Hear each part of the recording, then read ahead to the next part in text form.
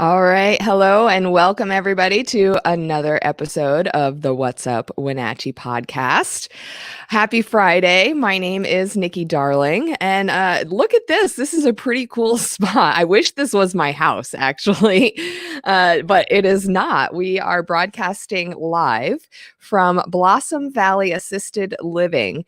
And we've been here a couple of times throughout the years in different aspects for different events. But we're here today to, one, celebrate Father's Day. Today is the Friday before Father's Day. So I kind of had iffy feelings about Father's Day for personal reasons. And then I was like, I looked around. I looked around at the different fathers in my life, like the men and the people in my life who were stepping in the father figure for different people, for different kids, for different mentees in their lives. And I was like, man, we have some good fathers in our community, and I want to be able to celebrate that and put my own personal feelings and stuff aside and be like, yeah, they need to be appreciated. So we are going to do that here today very proudly on the What's Up Wenatchee program. And we're going to get a chance to talk to a representative from Blossom Valley about an event that they have yearly that dovetails off of a national, a large scale fundraiser. It's called The Longest Day, and it's to bring recognition and exposure to the issue of Alzheimer's.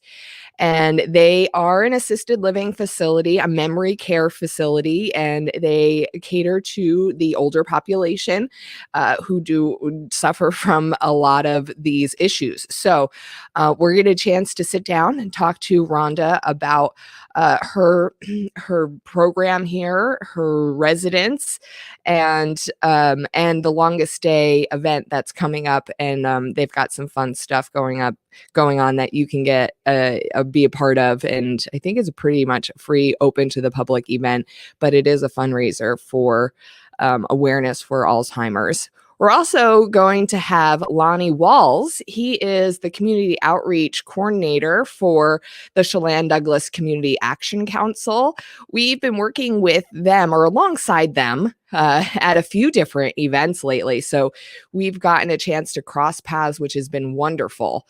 At the Touch a Truck for the Women's Service League of North Central Washington, which is an awesome event. And then also just last week when we were at the mobile food bank for Molina Markets at the Town Toyota Center, they were integral at making that program and that day and that event possible alongside Second Harvest and all of the other community partners. So first and foremost, I want to say thank you to Donnie Guerrero of Molina Healthcare for inviting us out to be a part of the mobile healthcare or mobile food bank last week. We had a blast. It was raining. It was cold. You can go back. You can watch the replay of the live stream. We dealt with wind, rain, cold, all of the elements, and nobody even blinked an eye. It was wonderful. Everybody kept their spirits really positive and happy and motivated. And there were over 300 bags of food distributed to families who needed them right here in Wenatchee Valley. So thank you to everybody who was a part of that event last week. And I made some new friends out in the community. So that's what's coming up on today's program. You can always get involved. We do have an interactive text line. I'm going to put the number up there, 509-795-5602. You text that and it comes right to me. And so you can interact that way, or whatever platform that you're on, whether it's Facebook or Twitch or LinkedIn or YouTube, which is the big one that most people watch us on.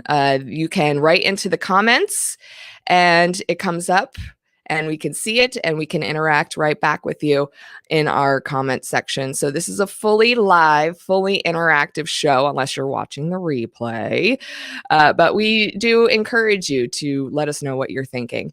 We're also a fully community supported podcast and live stream show. So what does that mean? That means that we are supported by the listeners and the watchers like you. So we do have a subscription program where we give out giveaways and exclusive content and interviews. So you can join that program. The link is right there on the bottom of the page, www.supercast.com. We don't make you join that, but if you are enjoying the content that we do put out there, it does help us to upgrade equipment, to keep our subscription going, our live stream going. So it does help out in the little ways to keep this going and keeping it improving, because we're getting better all the time.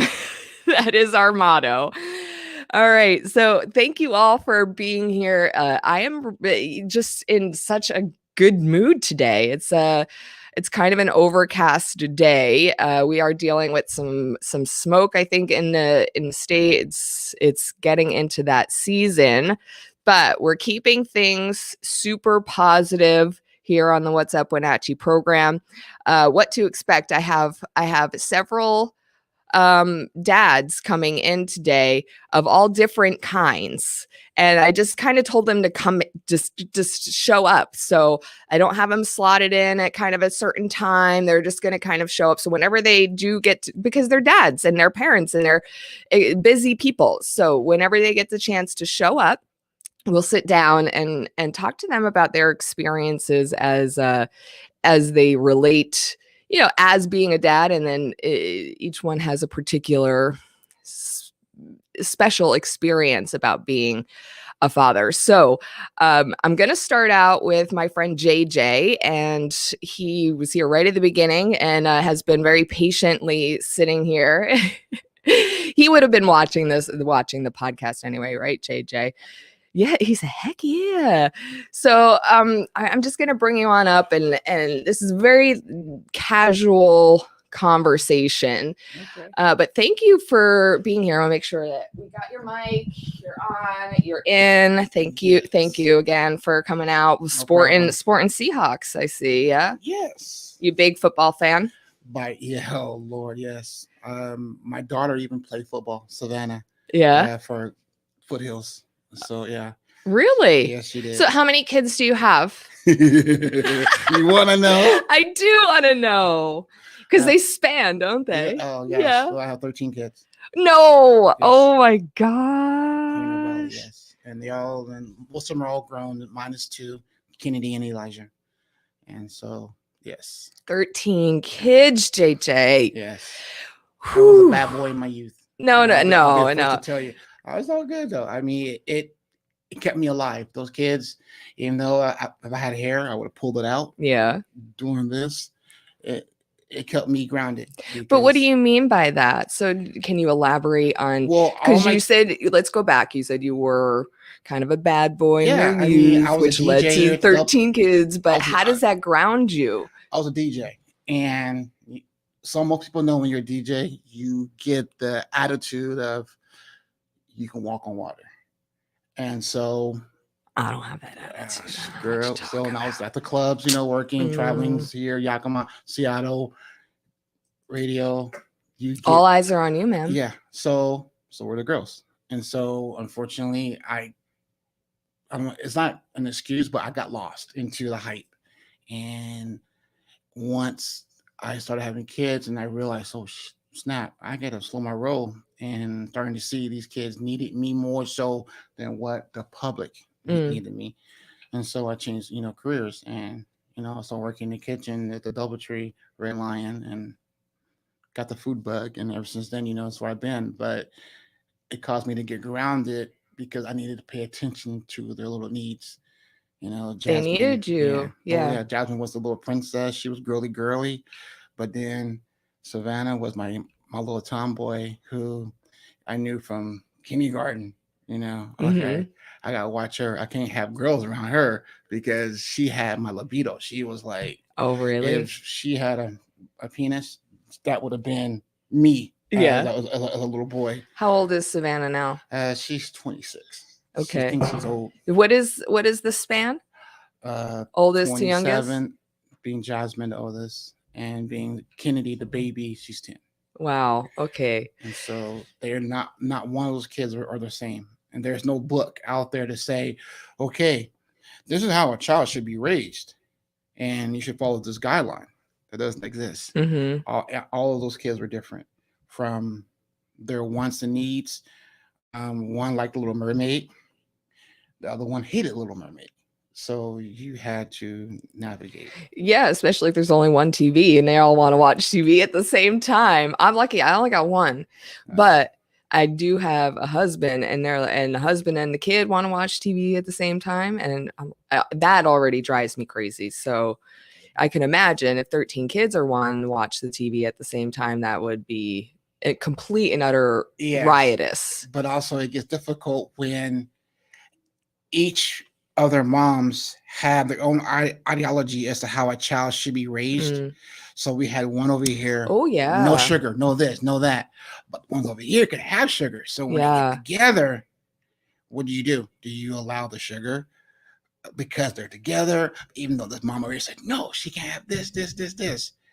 But over here is this. Well, I think that's a testament. I'm going to say this to you, JJ, because to try and be respectful of, like you said, the ideologies, the philosophies of how the moms want to raise their individual child. And if you have children with different parents, with different moms, but they're spending time together, trying to explain, hey, Jasmine, you can have sugar, but Savannah, you cannot have sugar, and explain why. Yeah, that's difficult. That I can go to my grave knowing that when they were younger, I had friends, I had everybody who hustled their way to help me keep my little rugrats together, even though I was feuding with this person at the time, because different heartache.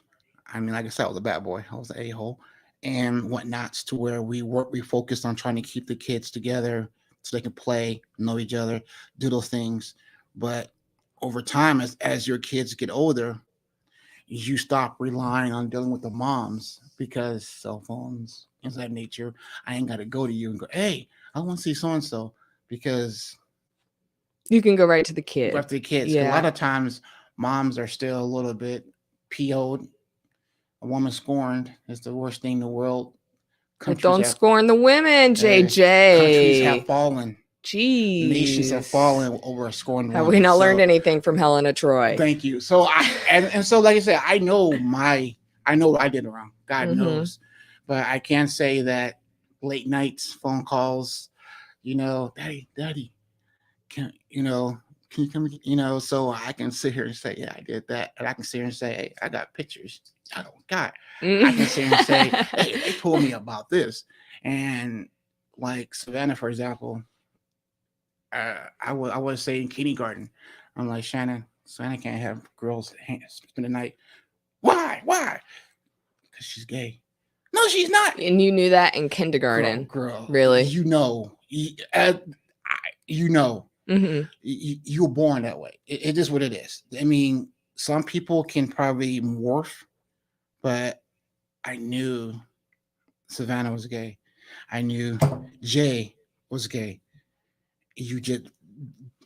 Jay's one of your sons? Yeah, yes. How old is Jay? Jay's what, 22? He was Jace and changed his name to Jay. I knew he was, he's transitioning, and I knew those small things. When they're kids, you see things. And as a dad, I don't know, the moms don't want to face that, well, usually it's the other way around, JJ. Honestly, crazy. I'm telling you that most, in my experience, and I've talked to and been around, and I've been a huge advocate in the LGBTQIA community, and I'm part of the community. And so I've seen a lot of young kids, teenagers struggle with telling their parents and coming out to their parents. And who most of the time, who do they go to first? They go to their moms. See, that's crazy because for me, my girls came to me, and what I told Savannah off the bat, your biggest fight isn't going to be here with us. It's going to be out there on the streets. So how did their moms deal with it? Well, initially Shannon was like, "How do you know? What are you talking about?" No, she didn't tell. I go, I see it. And her first crush was on obviously a girl, and the parents were like, "Your daughter's gay?" I'm like, "Yeah." Well, she's not going to have opportunities and at the high school by her being openly gay.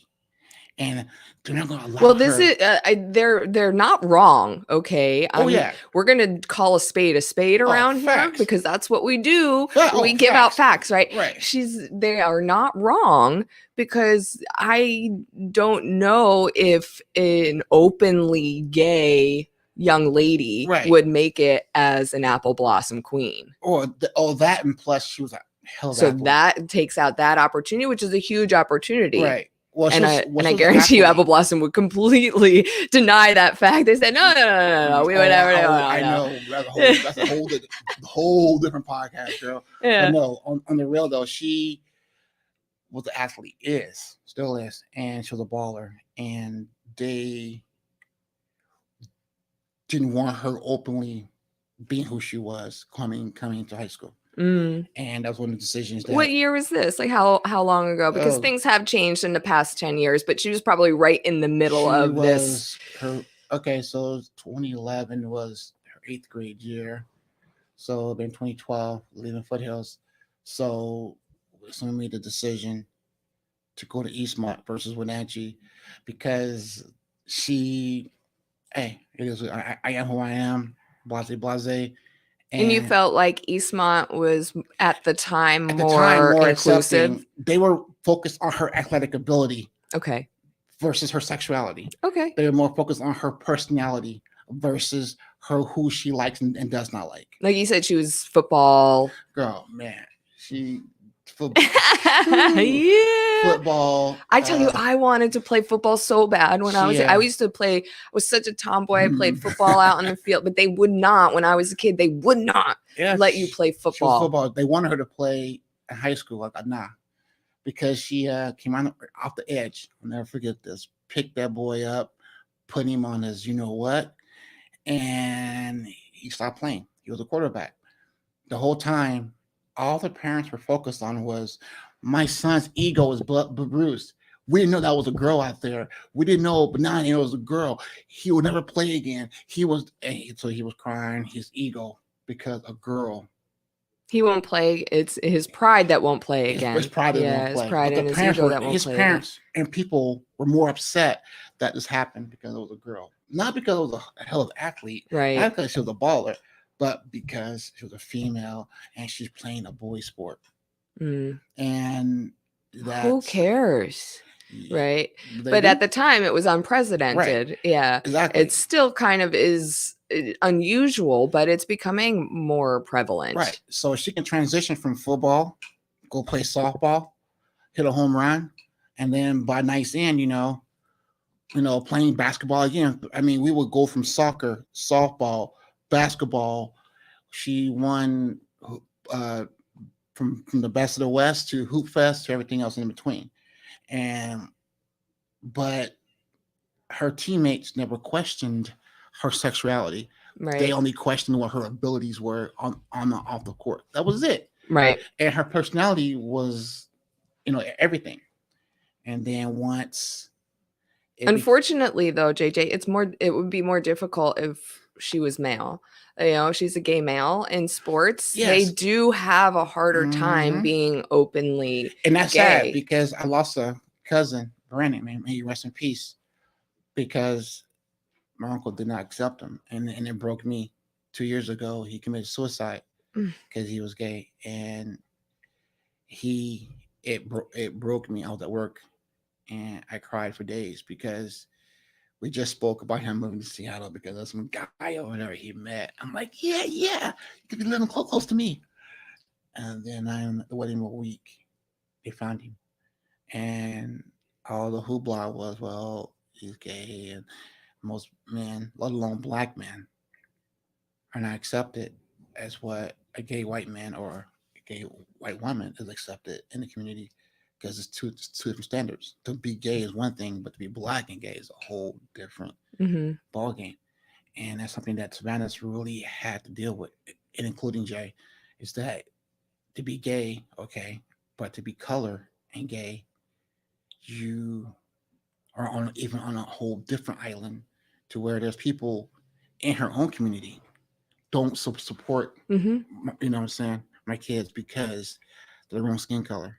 And that made it even worse to where you sit there and you get mad. You want to 1-800 slap somebody because what what are they doing wrong to be wanting to be loved by someone? You see, and then to be happy for who they are. You know how hard it is to be gay and to accept who you are, and then have to deal with your family for one, because there's people in her and my kids' family who are Republican as you Mm-hmm. know what, Trump humping you know what, and that was a battle by itself to turn around and to be put on the island from both sides of the street. And How do you deal with that as her dad? How do you guide her through that? by shutting the hell up and letting her talk. I mean, I don't have nobody, no matter who you are, have the answers to deal with situations like that. All we can do is try to hold their hand and help guide them through their swamp. We can't we can't lead them. They got to lead us and and allow us to help them along the lumps along the way, because many a times she sat there and on the phone or just cried and quit playing sports because she was heartbroken and because she wasn't allowed to be who she wanted to be. You got to just listen and not lead them. You can't, because you're going to put your own personal ideology in it to try to lead someone. This is the way it works. You got to let them lead you, and then you just support their decisions, whether they're bad or good. They can be some fucked up. I mean, it's some messed up decisions, but at the end of the day, you guys say, "See, all right, you learn from it. Now let's, Right. Let them learn from their own mistakes." mistakes. And Yeah. sometimes That's hard they though, don't, man. And like even just a mom of a 2-year-old watching him make small mistakes, like you're gonna fall off the couch, and they do it. and then they do it, and you're like, See, I oh told you. man, that was so difficult to watch. So I can imagine watching them do that on a much larger scale with more severe consequences is got to be gut wrenching for you. Jobs, education. That's why we went from one school to other. I mean, there was a lot of factors, but that was one of the main ones that hurt me when I had coaches telling me, "Well, she need to keep it under wraps. Has she even tried dating a boy?" I mean, I Oh, had all this crap being thrown at me and her mom, you know, where you sit there and you're like, "Man, listen, bro, this is my," and I literally almost came to blows with a couple of coaches because of their mouth. And they think because they're Christian, almighty and thou, which I was always told, if a man's a Christian, he does not have to say he is. His actions prove it. mm-hmm. What he does daily. And for you to sit and tell me you are, but then you're sitting here command my daughter because of who she loves. You know, I don't remember that in the Bible. Right. You know, I cannot find that passage to save my life. I'm still looking. It's a pretty big book, but I'm still looking. And yet that's their argument. And but they'll excuse, you know, a man who married 3 women with yada yada yada doing the things they do, paying off you know what's, but a woman who loves who she loves is a bigger sin. And even if that is a sin, that's her sin to live with and even to die with. So who are you or I to judge what, Yeah, and there are some men of the church who do believe that. They say, hey, if they're going to sin, they're going to sin, but I'll love them and accept them for who they are. Yeah. We're all imperfect. Yeah. We are all imperfect. We're all sinning in one way or another, even pastors and ministers. Don't get me started. Right. What about, tell me a little bit more. We've heard about Savannah, but what about Jay? Yeah. Okay. Jay was that rugrat that before basketball, I'll never forget this. At the time was she called Jace. Yeah, it was Jace. She called her mom. Mom, Daddy won't let me eat breakfast. And we're going to the Kashmir tournament basketball. And I specifically had instructions from the coach. No junk food. No nothing. Just fruits, vegetables, a healthy breakfast. This girl wanted Reese's peanut butter cups and chocolate there. I'm like, no. Ring, ring. Yeah.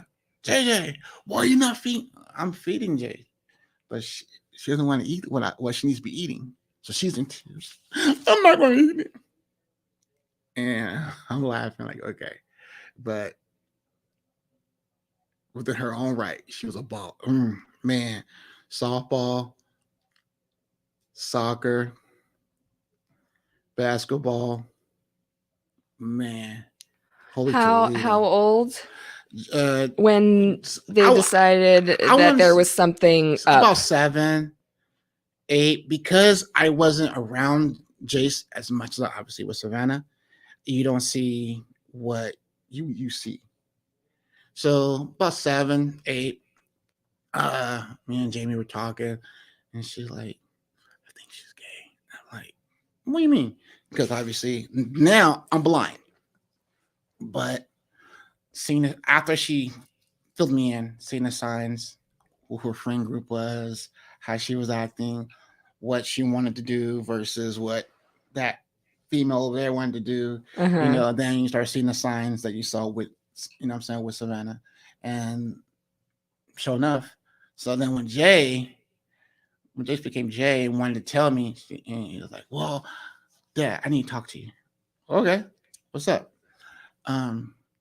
There's this program at the school, and by the way, Dad, they changed the rules regarding running the bathroom and stuff. And I go, okay. So anyway, what's up? And he was beating around the bush.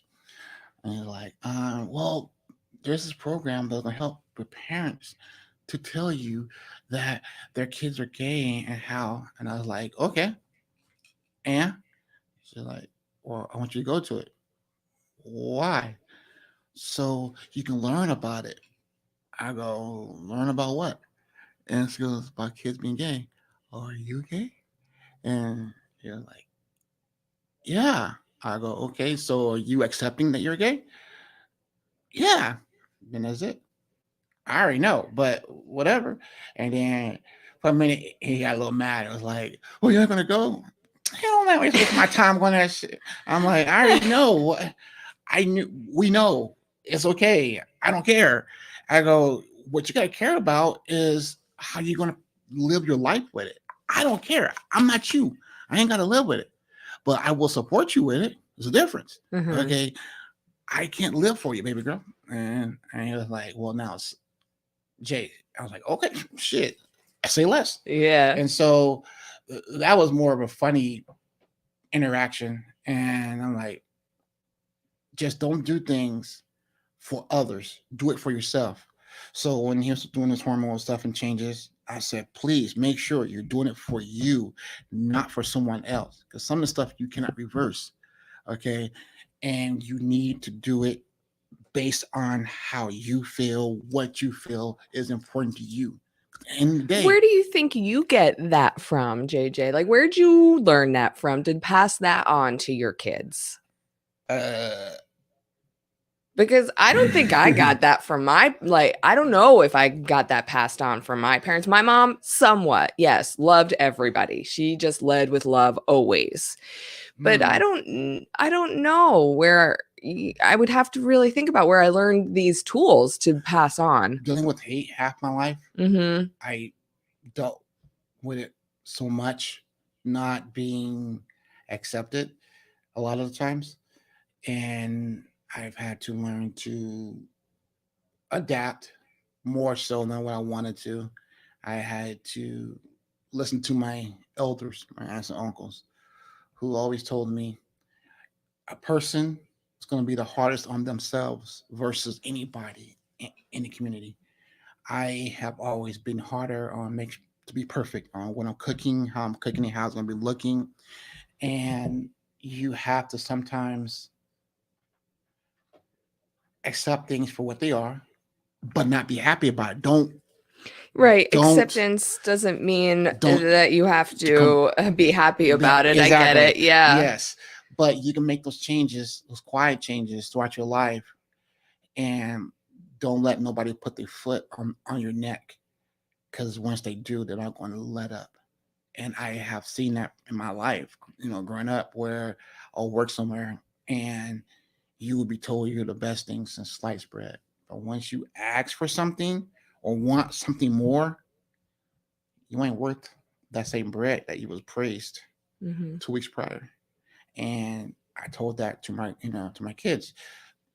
Being an athlete, you need to use these schools the way they're going to use you.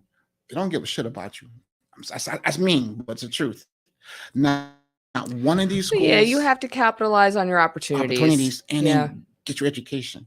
Get what you can get, because they do not care. I'm sorry. They'll sit here and tell you, oh, yeah, you're the best. Yeah, look at you. They're hyping you up so you can make them look good. Then the school looks good. Yeah. But once you leave that school, you gotta remember the people who supported you and backed you. Exactly. Family is everything. Everything. And sometimes we as people forget what family is, because family will tell you the truth sometimes. And our kids don't want to hear it. And I will tell my kid, hey, you suck at that, bro. You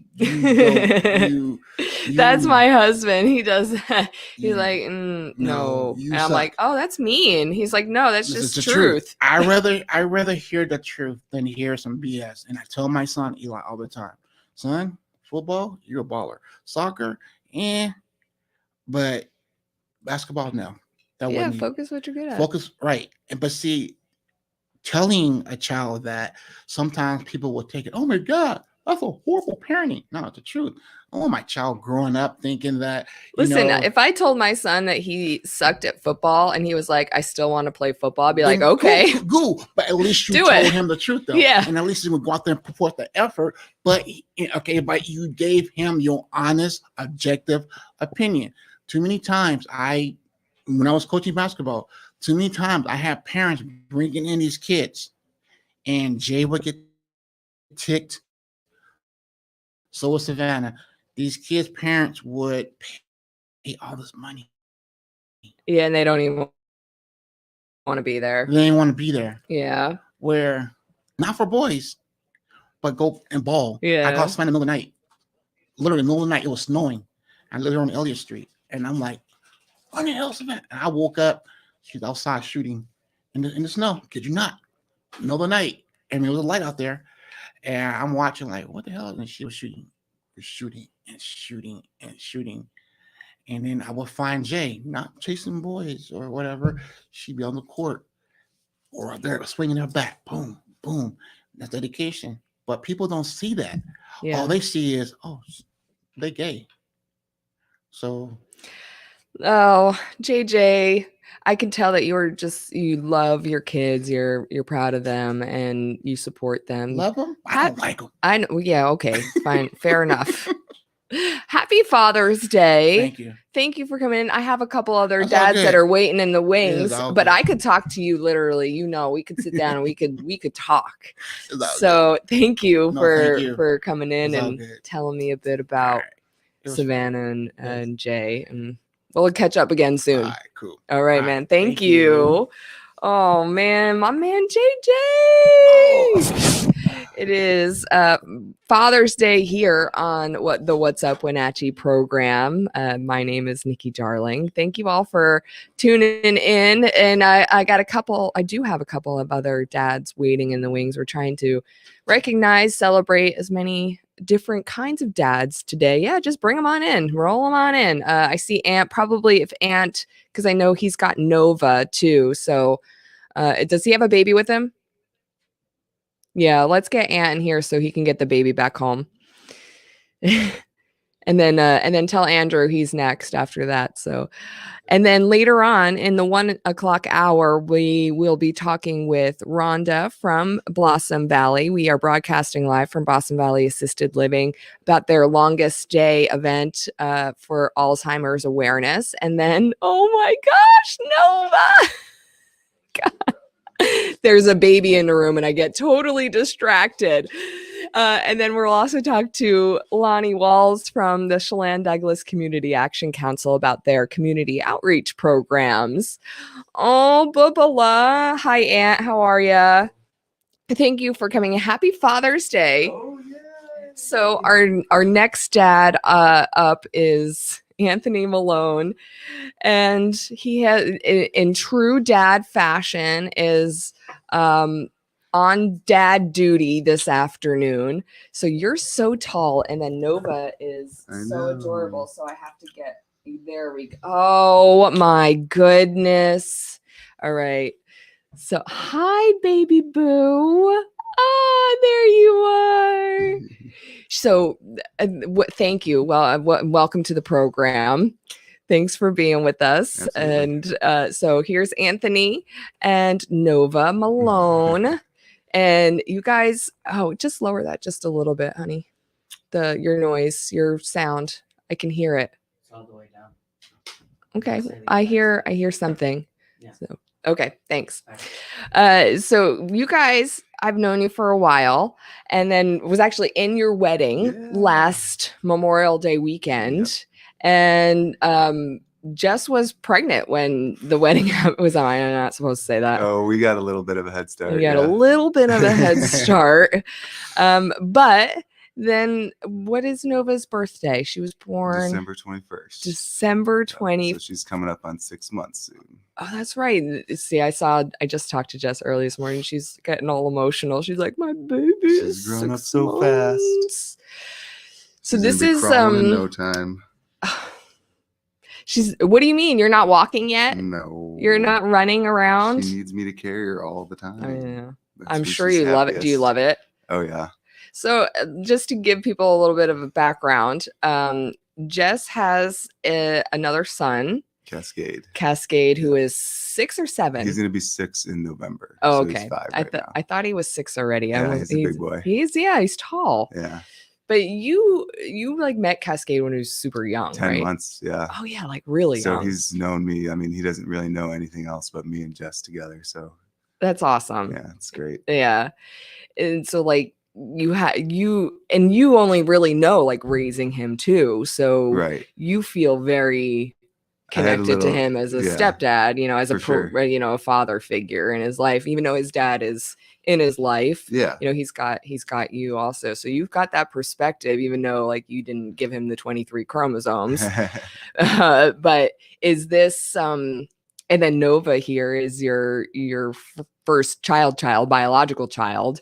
But do you feel like this is like your first biological child, or do you feel like you're just kind of in the swing of it already? Yeah, I mean, it's different for sure, but I feel like Cascade was, he definitely helped me prepare for the kids. But I'm also like, my family is huge back in the Midwest, so I have like 30 something cousins.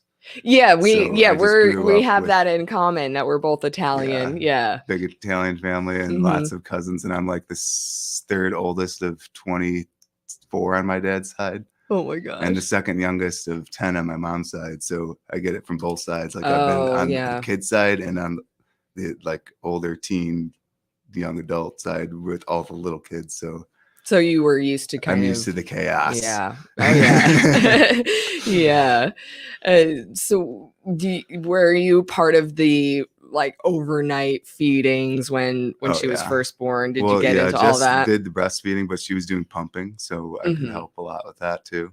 Well, good for you. Yeah, so it was a good shared Did you take responsibility. time off of work? Yeah. Oh, well, we're lucky that Washington State hooks us up with that Oh, paid family medical leave. So yeah. I took 2 months off of work. Oh, very. Yeah. I didn't even take 2 months off when Trya was born.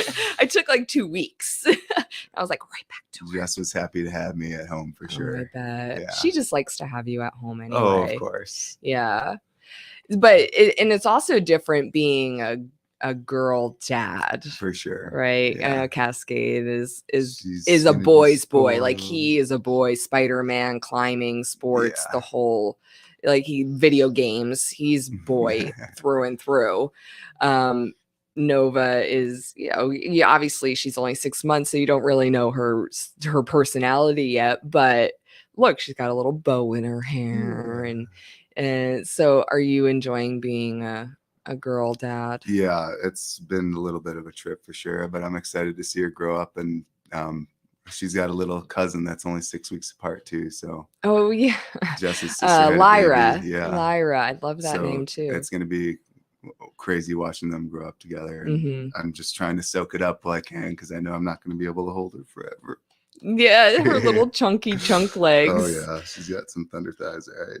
Did you always imagine yourself getting married and having kids and a Yeah. family and all of that? It's was like I knew my whole life that I was gonna have kids. When I was a Really? kid, I wanted to have 6 kids, but now I'm gonna be good with 2 or 3. Or 3. Do you hear that, Jess? There might be one more on the coming on. Yeah. Yeah, well, I'm sure you guys have talked about it. Yeah, for sure. 6 kids. See, I was Both of my parents I was were the from opposite. families of 6, so that was just the number to beat. Oh, yeah.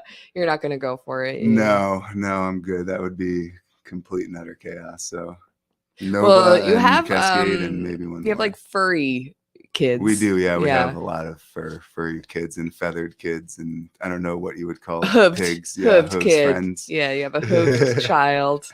You have it's a not so many pig. The not so many pig, yeah. Are you tired? She's just getting up from her nap. Oh, so let me ask you, like, what do you? And a lot of people give advice, right, when you're about to be a parent, and they tell you what it's going to be like, and we even have our own preconceived notions of like, yeah, I thought it was going to be terrible. Like full on disclosure, I was terrified, and I didn't really want to be. I didn't think I was going to be a parent, so I didn't mentally prepare to be a mom. And I've talked to Jess about this, and so when I found out I was pregnant, I was terrified, and I thought being a mom was going to be awful because I was so selfish. I was like, I can barely take care of myself. How am I going to take care of another person? So I had my own preconceived notions, and they have surprisingly disappointed me, and I am very happy being a mom. But for you, what has like surprisingly been different from what you thought it was going to be? Yeah, I can relate to that. I feel like I almost over prepped myself because I was expecting like, oh my God, I'm never going to be able to sleep. There's just going to be poopy diapers everywhere and pukey and just everything. And sometimes there is poopy diapers everywhere and like puke all in my hair, and I wake up with, but it doesn't seem to bother me as much as I thought it would. Yeah, I felt like I was, like you said, I've known Cascade since he was 10 months. So I feel pretty confident from like about a year-old on. But it was that newborn stage where I'm like, what? I was just like super fragile babies. Like, and it's been kind of weird, but I like awakening that having my own kid. Like before I had Nova, I really didn't want anything to do with babies because I didn't like trust myself to hold them. And it's like the most precious. I was the same way. And now it's like every time I see a baby, I'm like, oh, that's a cute baby. That's a cute baby. But before I'm like almost nervous. I'm like, I don't want to drop the baby. I don't want to hold it. My nephews were the first babies that I ever would hold because I was so afraid. I was the same way. Right. But it's totally different now having your own kid. Yeah. The first time like you hold a baby and it goes woo, and you're like, whoa, okay, you're still alive. Okay, I have a little bit more leeway than I thought I had. Like you're not as fragile as a glass, piece of glass or something. They are fragile, like they're babies, but yes, you're right. Definitely was freaking out about the newborn stage, but I would say it wasn't as hard as I was expecting. So is there good. anything that is the other way? Like it's been so much exponentially better than you anticipated it to be? I think I was honestly expecting to get less sleep than I did, but I think she now, especially like she's finally at the point where we only have to like get up once or twice instead of like every 2 hours. So yeah, she's been pretty good at 6 months now. She's starting to sleep through the night. So awesome. That's a huge relief. do you feel like you have your own little, like, because I'm trying to remember what it was like at 6 months. Like what was he doing at 6 months? And he was trying She's getting super handsy. Yeah. Yeah, she always wants something in her hands or obviously in her mouth. Like I don't think she's got anything poking through the gums yet, but you can tell like she's almost there, drooling and loves sticking her hands in her mouth and all these other weird toys that we have. She loves these things, these little straws. Oh yeah. We still have quite a few of those. That smile just like lights up her face. Yeah. Oh my gosh. I feel gosh. like having your own kid, it's like a whole nother type of love that you like won't even know without having one. It's something totally different. Right? Very heart-filling. It is. I can relate to that feeling. Like I could listen to her coo all day. Like we look for this unconditional love, right? And we see it in a partner, right? In I don't know, like in our husband and our wife, but there's I felt a different kind of purity with it with Trenton. That's a good way to put it. Yeah. That it's just unencumbered and he doesn't know anything other than me and his dad, and that it's such a strong connection. And there's no literally, you can find another podcaster out there. Like there's always going to be a better podcaster. There's always going to be a better fill in the blank, but there's never going to be another Trenton's mom. Right. There's never going to be another Nova's dad. You are the only person in the world that can fill that role. Isn't that amazing? Yeah. That's just like so cool. It's like the one thing in the world that nobody can ever take away from you. Right? Yeah. It just I wake up and I'm like, yes, that's so cool. What do you guys have planned for Father's Day? I am gonna go. Jess is working up at the gorge at Sage Cliff, so I'm gonna go and she's gonna give me a Father's Day brunch. She already makes facial expressions like Jess. I can see Jess's RBF. Jess is like one of my best friends, so I can make fun of her. How soon until you guys have another one? We're gonna try and get a summer baby, so we need some splash waters, slide waters. Okay. Parties. All right. So my October, November, December is absolutely insane because both my parents, my sisters, Jess, Cascade, and Nova all have their birthdays within 3 months span. So I'm like, and that's like my family too. We go September, October, November, December. Yeah. So we're definitely gonna try and shoot for like a June, July baby. So we go back to that. What does that mean? Yeah. Soon. Yeah, you guys got to get to it. No, I just none of my business really, but no, I think we both agree we can handle one more, and that'll probably be our comfort zone. Mm-hmm. Because then if we have those two in Cascade, then we're going to be talking about, we need to go get a Suburban or that we get that third row seating. I'm already there. I'm like, we definitely need third row seating with him and the dogs and the equipment and all that stuff. Yeah, I can't forget about the fur babies. Right. I know everybody keeps asking me about Chewy all the time, and I'm like, yeah, I need to take him out more because it's like, okay, Trenton.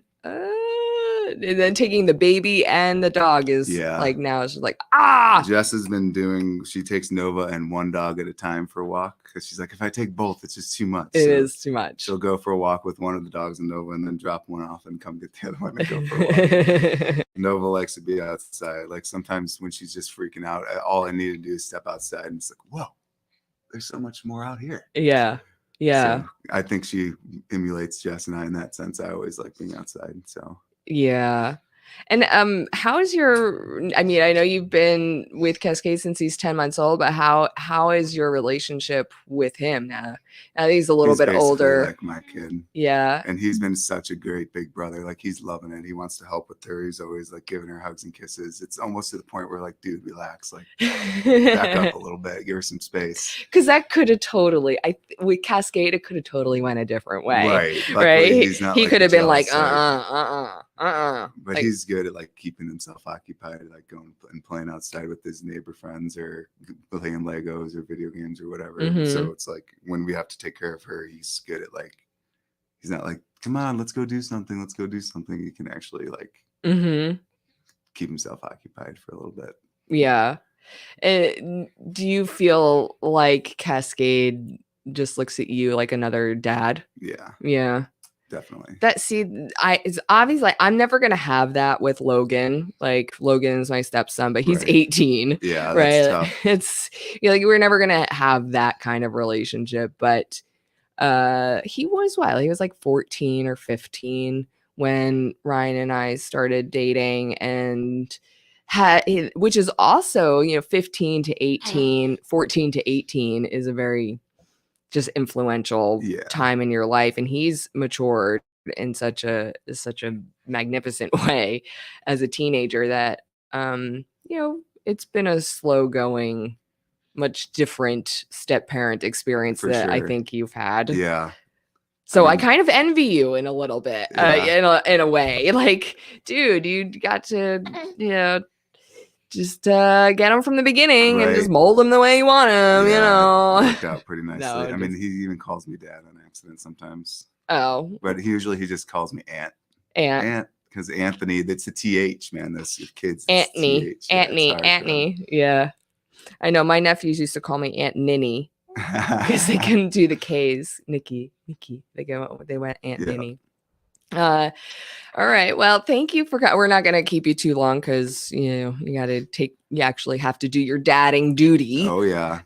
So thank you for coming in. Yeah, and I hope you guys have a really nice Father's Day. Thank you. Yeah. Yeah. Enjoy some time at home with the babies. Yes.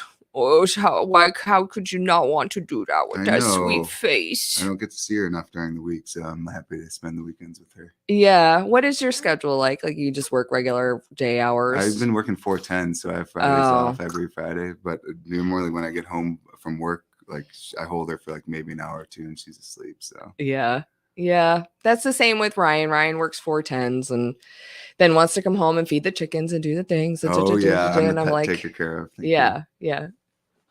Good man. Yeah. Totally. All right, Miss Nova. It's so good to see you. Bye-bye. We'll do a play date soon. Oh yeah, we gotta come over. Yeah, come swim in the pool. Oh yeah, she Get loves her. the water. Oh, that she time does. is like her favorite thing. Yay! She loves splashing around. Oh yeah, like what's your favorite thing for the two of you to do together? Man, I don't know. Probably just go for walks, like Eat. with the dogs. Yeah, well, yeah, we both love eating, that's for sure. Do you like to eat? Yeah. Yes.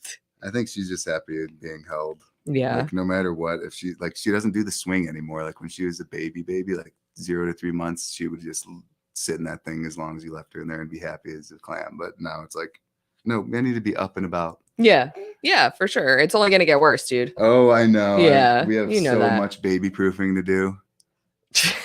Don't look at me. Yeah. We lived in this house for a year and we're still trying to baby proof it. Right. There's so many things on the shelves that are gonna have to get stored away. Oh, she's gonna be fine. Oh yeah, I can't wait. I could tell you are a great dad, and to both your stepson and your new little baby there. So thank you for spending a little bit of time and love to appreciate you for just a few minutes. So thank you. Thank you. Happy Father's Day, Aunt. Thank you. Yeah. All right. We're gonna bye, Miss Nova. Bye. I know. Oh, she gave a nice big smile. Okay, perfect timing. We've got one more dad that's waiting in the wings. We're kind of going backwards. I was going to do like dad to be and then new dad and then dad of 13, but we went dad of 13 to newish dad to dad to be. So why not? And this has been a great Father's Day edition. So happy Father's Day to all the fathers out there. If you'd like to do a shout out for your dad, you can do that in the comment section. If we see it, we will get it up there on the screen. You can do a little personal shout out. And yeah, have a seat. Go ahead. How's it going? All right. How are you doing? Good. Thanks for having me. Yeah, you're taller than him. So we're going to just fix this. And there you are. You're so tall. I know I'm kind of like overheating in this sweatshirt today. So our third dad to celebrate Father's Day here on the What's Up Wenatchee podcast is another friend of mine, Andrew Musson. Welcome to the program. Thank you for being here. You look like you are not old enough to be a dad to be. So we'll just put that out there. But no, you are. How old are you? I'm 24. Yeah, totally old enough. You're gonna be just fine. And when is your baby due? It's due July 6th, but it could be any time before that. Like literally while we're doing this interview, Danica could go into. She could call me in the middle of this and be like, "Hey, it's time." It's an exciting but kind of stressful, tense time for you right now. How are you? I mean, I'm projecting that. I'm just assuming. So why don't you tell me how you're feeling? Yeah, it's pretty nerve-wracking. There's a lot of stress and stuff, but right now I'm just kind of riding it out because we've already gotten everything built. We've already gotten a baby bag put together for, if she goes into labor. So right now I'm just pretty much just waiting until it happens. So all the packing and running around is all pretty much done now. So I remember this, and it's kind of fresh in my mind because Trenton's birthday was just this past Tuesday. So he turned 2.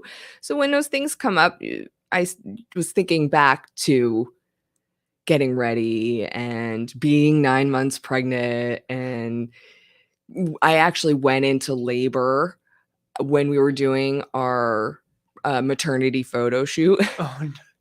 Yeah, so we were doing it on a Friday afternoon, and I was having contractions while we were doing the maternity photo shoot, and literally the next morning, went in. It was a week early, by the way, so I was trying to get that photo shoot in, but I went into labor early. Mm-hmm. But I remember the kind of just the vibe and the jitters and how nervous, and it was like it could be any moment, and getting everything ready. And you just last weekend had the baby shower. Mm-hmm. So that's kind of cutting it close though, isn't it? The baby shower. Yeah, it was. We were just trying to get a time of the year that most of the family would have off, and it did happen to fall on graduation weekend, so there was still a lot of people that weren't able to make it. But it ended up being the best bet, so I'm just going ahead with it and didn't want to change the date. So So when did you get married, you and Danica? Got married May 15th of 2021. Okay. So 2021, and then so here we are so you said May of 2021, and here we are. When did you find out that you were pregnant, or that she was pregnant? You guys were pregnant? It was a couple of days before Halloween this last year. So October yeah. Of 2022. Yes. 2022. So like just about a year of being married, a little less than a year. Or over a year. I'm trying to figure out timeline. So a little over a year, and then pregnant, and then so here. Then then get pregnant, and then here you go. You're almost ready to have a kid. So, man, how long were you guys together before you got married? Oh, let's see. Before, if you exclude the time there was a year in high school that we weren't together. Oh yeah, I do remember that story. But before that, I mean, I've known her for at least 10, and I want to say we've been together for like 8 of those years. Okay. So it's been yeah. quite a while together. But I remember, because I know your parents too, and I remember talking to them, and I go, "You think they're gonna wait a little while before?" And they go, "Well, I don't know. Maybe, hopefully, maybe they're gonna wait a little while." Well, you waited like a year, so and here we go, and you're ready to. I mean, you're 24 now, so I would not have been ready at 24. So I give you so much credit, because I know you, and you've got such a good head on your shoulders, and you're a smart guy, and you have a job, and that's what it's going to take, right? Like a good head on your shoulders and showing up. Like that's probably, if I can, I'm not that you are asking my advice for anything, but when I look around at the fathers that I look at as doing a good job at being a dad, or I say, oh, that guy, he's a good dad. 9 times out of 10, it's because they're showing up for their kids. Like they're just being there for their kid. And you do that all the time for your family. And you are really close with your family, right? Yeah. Yeah. And they all kind of live close around. Do you expect to have them be involved in helping take care of the baby? Yeah. I've had lots of offers for if we ever need just like a date night out. We've had plenty of people say that they'd be willing to take care of little Tanner. Oh, Tanner, you have a name. Yeah, Tanner. Cool. How'd you guys come up with that? We just went through probably a list of at least 1,000 names, and we just kind of came up with it took a couple of hours of just, how about this name? I don't know if I like that one. How about this name? And then we finally came up with that one. We were both like, that actually sounds pretty good. Tanner. Yeah. Do you have a middle name? Ray. Tanner Ray. Mm-hmm. Very cool.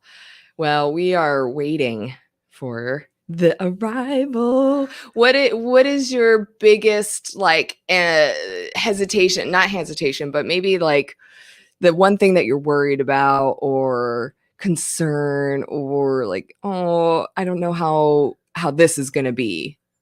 I'm not the poopy diapers. It's always the poopy diapers. I'll eventually get over that. That's at first. You really don't though, because they're really bad. Some of them are really bad. Well, so you never get used to you don't. It sometimes I still gag sometimes when I'm changing Triton's diaper, because they're so bad. But you do, you get to a point where you're like, somebody has to do this, and I love you so much, so I don't want you to sit and poop. But no, you can actually answer the question. What is like one thing that like I'm not quite sure about that? I don't know. I'd have to think about that. I'm ready for pretty much anything that's thrown at me, but did you guys take any classes? No, we didn't take any classes. Good. We'll figure it out as it is, and if we need help, we have plenty of people that we can ask. But I think honestly, just the worrying thing is as they're growing up, I just want to make sure that they're in good health, and it'd probably freak me out a little bit if they ever had to like go into emergency room or anything like that, and that would, my heart would probably sink a little bit if that happens. So there's probably going to be a time where they have to go into the emergency room, but it's trying to keep your cool. I don't know. That's what I always think. I'm like, they are going to have a long, God bless, hopefully, God willing, they're going to have a long life. And it makes me think back on my upbringing, like my childhood, and when I broke my ankle or dislocated a shoulder falling out of a tree one time when I was climbing a tree, right? And things that I didn't really think anything of when I was growing up. But man, they probably scared the crap out of my mom my parents because Oh, they yeah. had to rush me to the hospital. And I try to remind myself that now because I look at my son and I see how rambunctious he is and how much energy he is. And I go, there's only so much I could do to protect him and keep him safe. And he's going to fall off the couch and he's Mhm. probably going to fall out of the tree and he's probably going to try to do something dangerous. I can try to protect him as much as I can and be there for when something does go bad. Mhm. But bad things are always going to happen, right? Especially around our families. Our families are like adrenaline junkies and Yeah. love to do extreme sports and go Mhm. out on the water and like do all of those things. So, raising a kid in that environment is one, awesome, Mhm. and two, dangerous. Yeah. But it leads to a fun early life. So Yeah. What was your upbringing like? it's pretty much as it would be expected. My parents and then my dad, and it was pretty fun. I'm thankful for all the things that they did to like bring me up because I was kind of a brat when I was a little one. Yeah, believe it or not, I was. I No. was. Hmm. So but no, they everything that they did, I finally mellowed out when I got into like junior high, like end of middle school, and I'm just grateful for everything they did, or else I probably wouldn't be the way I am today. Mm. Mm-hmm. You do have some pretty awesome parents. I'll say that. Mm-hmm. Have you mentally or actually done anything to prepare, like read books or listen to podcasts or anything of that? I know for me, I'm somebody that does everything. Like I'm like, give me all the blogs, give me all the and Ryan did zero. Yeah. So I'm pretty much the same way. Danica, she looks up a lot of stuff online and whatnot, and she relays me information that she thinks that I'm going to need to know, and I do retain that information. And so once I do. Yeah, it's just look into the camera and say, Danica, I do retain the information. Yeah, exactly. Yeah. So yeah, I'll just once something rolls around where I'm like, hey, I remember reading about that or hearing about that from Danica, I can do it this way or whatever. Did you have like babies? I mean, in your life when you were now and you're a little bit like older, high school, or did you remember taking care of babies? Or is this really like the first baby? Not really a whole lot of helping out with other babies. There was a few that were around, but I never actually really like helped take care of. Yeah. So this is still going to be completely new for me. I love it. Yeah. Are you excited? Yes, I'm extremely excited. I mean, there's a lot of other emotions I'm sure that come along with it, right? Mm-hmm. How's Danica doing? Is she feeling okay? Yeah, she's doing fine. The beginning of the pregnancy was kind of rough. She has like a lot of like heartburn and stuff, and she'd have to get up in the middle of the night, and I feel bad for her for having to deal with that. But as it's coming to the end, she's starting to feel a lot better. So that's how she's like, I know it's going to be coming soon because you know, like once you start getting more comfortable, that means that they have more room in there, and so they probably have dropped by now, and so she can breathe better. Yeah. So she's like, it's gonna be soon. Yeah, I had a hard time like just rolling over. I was huge. I don't know if you remember how large in charge I got. I was like trying to roll over in bed. It just was a whole operation in the middle of the night. But are you scared? A little bit. I mean, well, I don't know if I'm necessarily scared. It's just more nervous than anything. Yeah. But I'm definitely not like scared of being a father. Did you always want to be? Yeah. Yeah. Did you imagine that you would be doing it at this point in time in your life? No, probably not at at an earlier date. I wouldn't have ever thought about this, but once Danica and I got all kind of settled in and got our lives together, I was like, yeah, you know what? If she's ready, I'm ready. Yeah. So I love that because men are stubborn.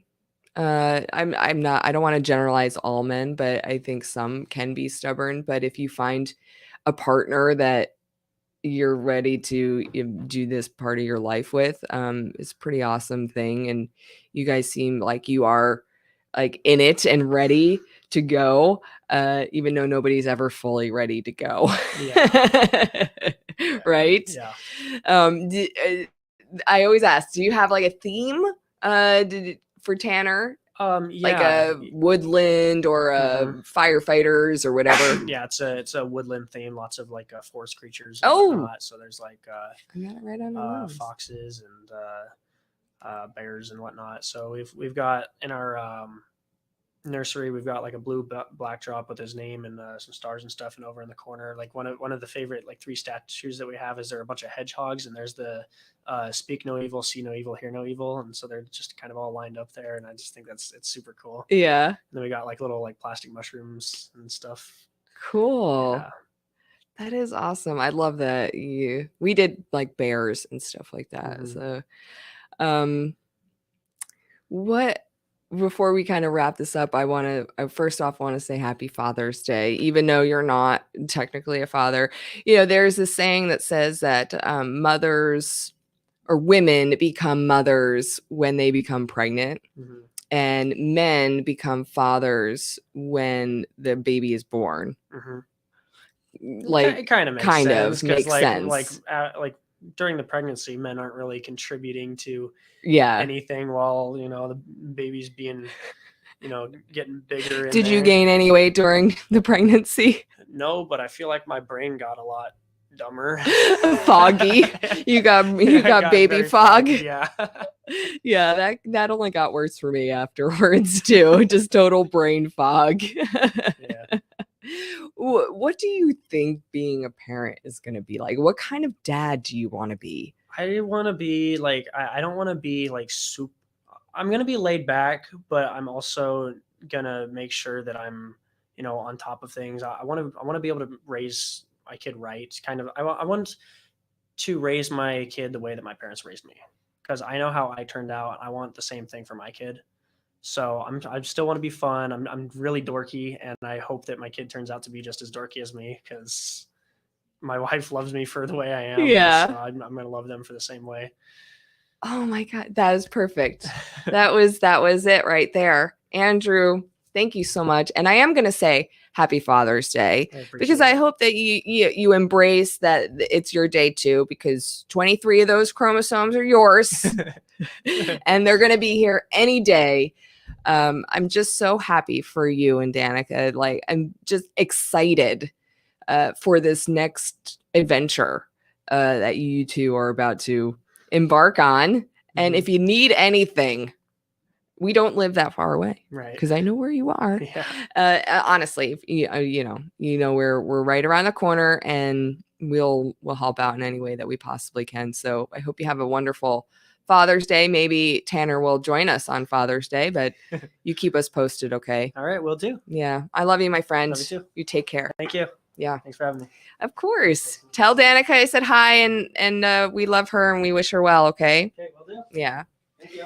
Yeah. We'll keep everybody updated on when little Tanner Ray arrives. Okay. Bye, Andrew. Oh, he did so good. He was so nervous. And I saw Miss Rhonda in the background. That's who I was giving like thumbs up, thumbs down to. She was trying to go like, is it time yet? And I'm like, no. So I wasn't thumbs downing Andrew.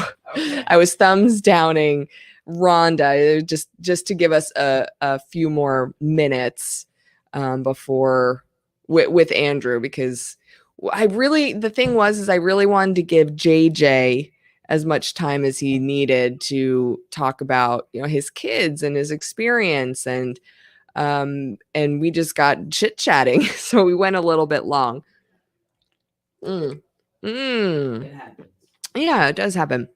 But so whenever you see, is Miss Rhonda out there? Do you see Miss Rhonda out there? No? Not yet. Okay. So if you see Miss Rhonda out there, then we will get her on next. In the meantime, the in-between time, everybody, we had a lot of stuff happen this past week. There's, And a lot of people that I have to thank will just remind you last week. And I thanked them at the beginning of the show. Everybody who helped out at the Molina Markets mobile food bank last week was a huge success, even though there was rain and wind and everything that you can imagine out there, cold.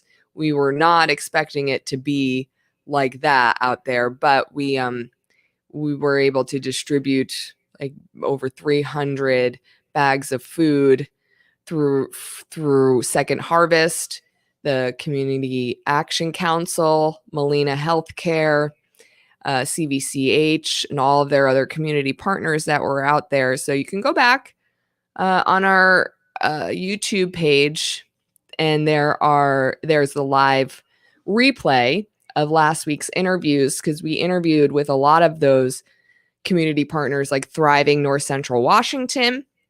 Who else did we talk to? Pinnacles Prep, Cafe, La Pera, the Chelan-Douglas Health District was out there, Confluence Health. So a lot of great interviews and resources, along with information about what they were doing at the food bank, the mobile food bank, because they have another one. There's another mobile food bank that Second Harvest and Molina Healthcare are doing out in Grant County, and that's coming up in July. So if you need information on that, we will get it out there. And also, if you see scrolling on the bottom of the screen, we have an upcoming event in July, on July 15th. The Messy Moms podcast presents Ladies Night Comedy. It's going to be up at the Snowdrift Cider Company, which is in East Wenatchee. Really cool cidery that has been going for a while. And cool owners, cool runner, cool bar manager. We're going to do an outdoor seated ticketed event.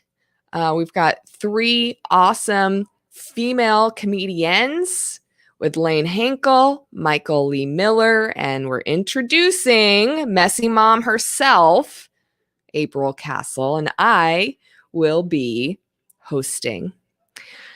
We are building out this night, so we're going to be adding some live music inside the tasting room and extending the night out to have some live music after the comedians, and maybe even giving you a chance to do some open mic comedy in between sets.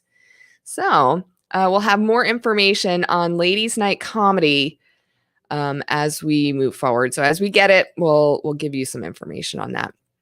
I also want to thank my good friend Mary Hart, who is the owner-operator of Lenesse Boutique. She showed up for me in spades yesterday and this week, putting together and designing and decorating the centerpieces. Holy moly, guys, you have to see these centerpieces for the Mike for Mayor campaign kickoff party. It was last night. We held it at Host Wenatchee, which is a new event venue downtown on Columbia Street. They made it super easy for us. They had, tables, chairs, linens. They have a bar that you can just go back, ice machine, and I don't know. You can get in touch with them. They're pretty good.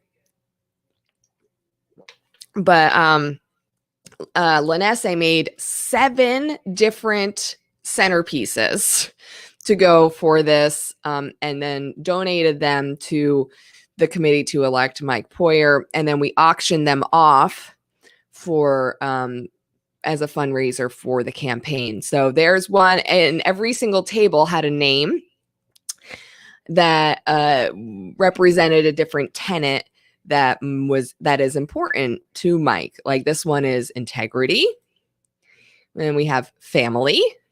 Look how awesome these centerpieces are, right? Diversity. That was my favorite. Community. Honesty. Justice. advocacy. And I think we did community already, but I just wanted to put it in there. So there were 7 altogether. Isn't that awesome? Yes. We had other auction items, and everything got sold throughout the night, but these centerpieces were definitely the talk of the night. It was a good event. We had myself hosting, and then Councilman Markoulas gave a little speech, did a little endorsement for Mike. And then Mike Poyer himself got up, the future mayor of Wenatchee, gave a little talk about his background and his platform. So if you need more information or you want to learn, I tell everybody, do your due diligence. There are 3 candidates running for mayor. So try to find information out about all 3 of them. I will tell you, WenatcheeValley.com is the resource for Mike Poyer, WenatcheeValley.com. He just did an interview on KPQ last week, he did really well. So last night's event was awesome. I got to thank a million times over Mary for putting those awesome, magnificent centerpieces together. Also, Tara Rimmer Designs did our balloon arches, and unfortunately I don't have a picture. I didn't upload a picture, but she did a really great job too with our balloon arch. And we had a photo booth with Mike for Mayor decal, and Nice. so that was pretty cool. And Miller Street Kitchen and Catering, they did the food, which was also very good. All around, very successful event and a successful time, and used all small business local vendors for it, and everybody was super professional and knocked it out of the park. It was amazing. Yeah. So I'll do one last thing. I'm going to put this little QR code up on the screen. This is if you want more information or if you want to donate to the committee to elect Mike Poyer. That is the QR code that you can scan. I'm not going to leave it up there for too long, but if you do need more information, you can do that. And man, it was a busy week. We had Logan's graduation. There he is, graduating. We had the kids' birthday party, the Mike for Mayor party, and the mobile food market last week. So it was a busy time. Yeah. I see people. So we either need to get Rhonda or we need to get Lonnie. Yeah, whichever one. For sure. Are you ready? We are going to talk with Rhonda here in just a little bit. I know she has a really busy day, and I was telling her, no, we need more time. So she's going to come in here in just a bit to talk about the longest day for Alzheimer's that they are having here at Blossom Valley. It's where we're broadcasting from. We're right off of Orchard. They have Blossom Valley. It's an assisted living facility, also a memory care facility, and they are partnering with the Longest Day, which is more of a large scale fundraiser that they do nationally, but they're having a local day here with a junk belly and some food and some games, and it's overall a fundraiser for the Longest Day for Alzheimer's awareness. So we will get to speak with her in just a bit, but right now, nope. I went to go right now, and then he went to go walk away.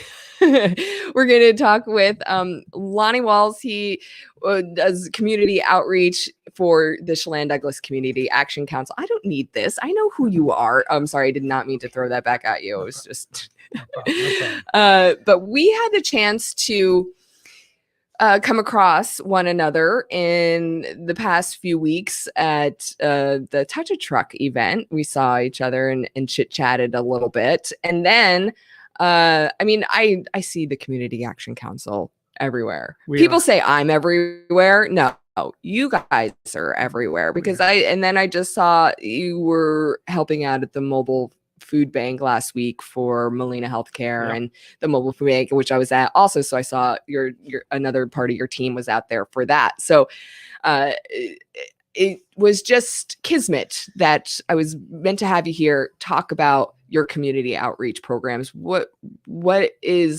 you guys working on right now, other than, we know that you're working on mobile food banks, but what else? What is important? Well, we got a couple big things going on. We are building our new facility. We're renovating it to meet our needs, and they're going to have a mobile food pantry there, an actual pantry there, and then also they're going to put in a commercial kitchen so that folks can also be able to stop it. Yeah, so some really cool things. Okay, of all the things that I thought you were going to say, I did not expect you to say that. Yeah. So where is that? So it's on North Wenatchee Avenue. So C&O Nursery has been there forever. It's kind of behind Jet Pro Car Wash. Auto Wash, yeah. I'm not sure. Yeah, the name there, but it sits up behind there. Now we do have our sign out front now, so that is going to be a spot we'll be at.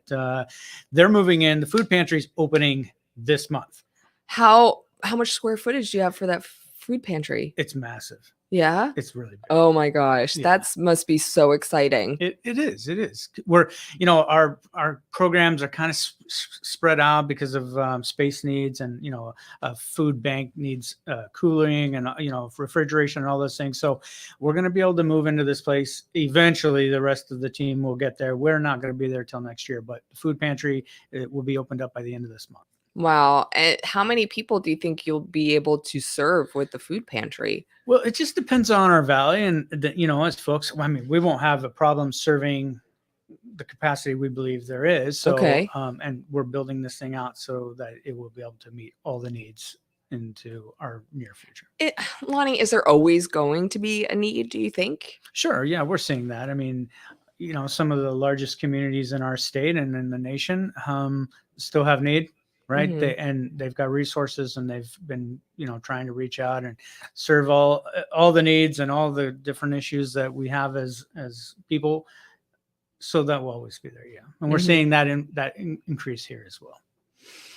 Is there work being done to help solve the systemic issue of food insecurity? I'm sure there is. I'm not on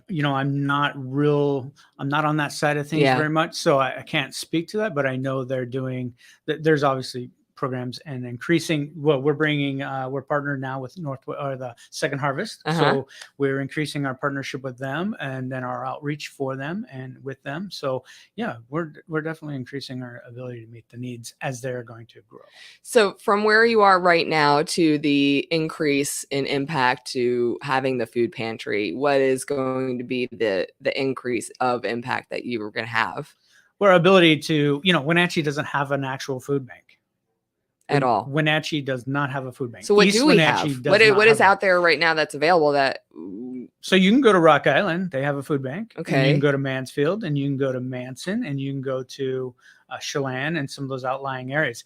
So what we're going to be able to have now is an actual food bank where folks can go in our valley without having to go to those outside areas or request special, kind of a special needs thing, or attend a mobile food pantry. Mm-hmm. The pantry will, of course, be able to provide right there. So, and how does the food pantry stay stocked?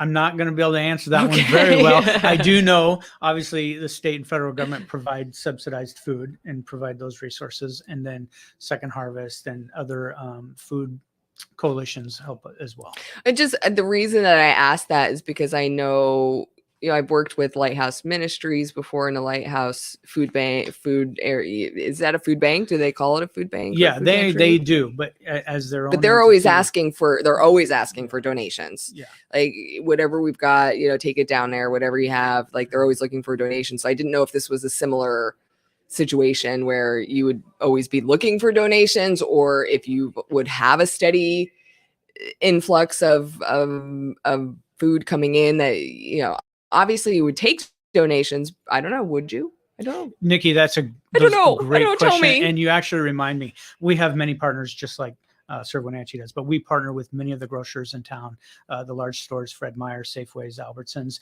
grocery outlets. They are tremendous partners. They donate thousands of pounds of food, hundreds of thousands of pounds of food in total, every year. So we definitely want to mention them. And then we do have individuals. We have our Green Bags program, which is put on by our RSVP, which is Retired Senior Volunteer Program. And so folks request a green bag. It gets delivered to their home over the course of a small amount of time. They fill that bag, and then we I think it's every other month we go and pick those bags up. So like non-perishable food. Non-perishables, yeah, mostly. And then of course the postal food workers every year. So yeah, I see the sign. I'm like, oh, I see the sign, but I never really know how that works. The postal, but I know that you can leave food and the postal people pick it up. Yeah, they pick it up, then they transport it to their warehouse, which then it gets sent to us. And then there's another, I think it's Serve Wenatchee who also participates in that, or Serve Wenatchee that participates in that too. So we split the food up in both organizations. So there is some, there's areas to get, like, nobody's going to go starve in Wenatchee Valley if they're looking for resources, right? Like there's places around, just because we don't have a designated food bank yet. Right. Which we do now. Starting when? Yeah, the end of this month it will be open. So there's that. But you can also call Community Action and any of these other organizations that provide food resources. But you can call us, and we get food boxes ready all the time for individuals who like, hey, I need food today. So we do that. And I'll mention also, like, I know some of the local community churches, First United Methodist Church and Salvation Army, they have small pantries too. So and I know that people frequent those as well. So you won't go without food if you need it and you ask for help. Yeah. So seeing you at Touch a Truck was interesting, and I was like, what is the Community Action Council doing here? But you were showing one of your cooling trucks, which was pretty cool. Yeah, it was really nice because people. It was a hot day. It was, yes. It was hot that day, so people really liked being able to.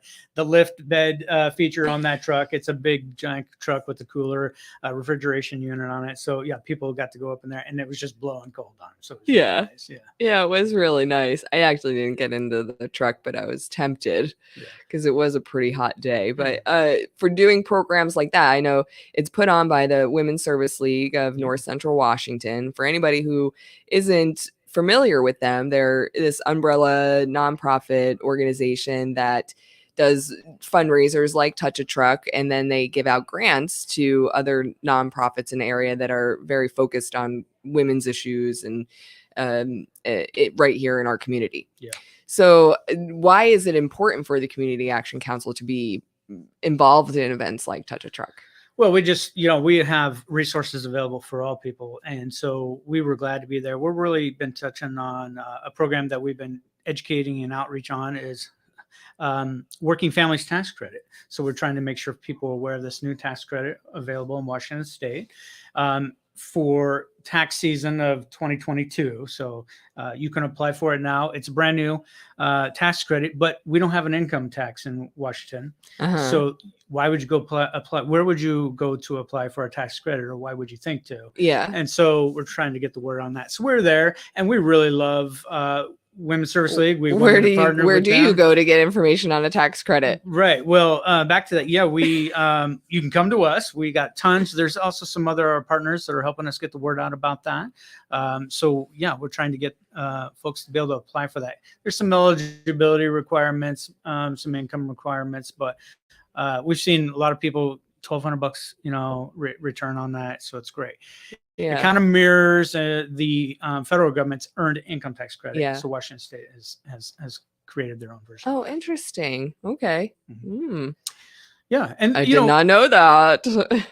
An interesting thing from the outreach at Touch a Truck was how many folks were asking how they could help, how they could volunteer, where they could get involved with what we do, and I'm sure many other organizations there. Right, and that's kind of where I was leading to, being out there at an event like Touch a Truck, because that's what people are, I think people would gravitate, because you're not out there pushing any particular initiative, you're not at a food bank giving out food, right? Obviously that's your purpose for being at a food bank, or you have a very specific reason. You're out there just engaging with the community. So I would be like, well, what do you need from the community? Right? That would be the logical next connection. So if you're out there, do you rely a lot on community volunteers, community help, or is it all from within?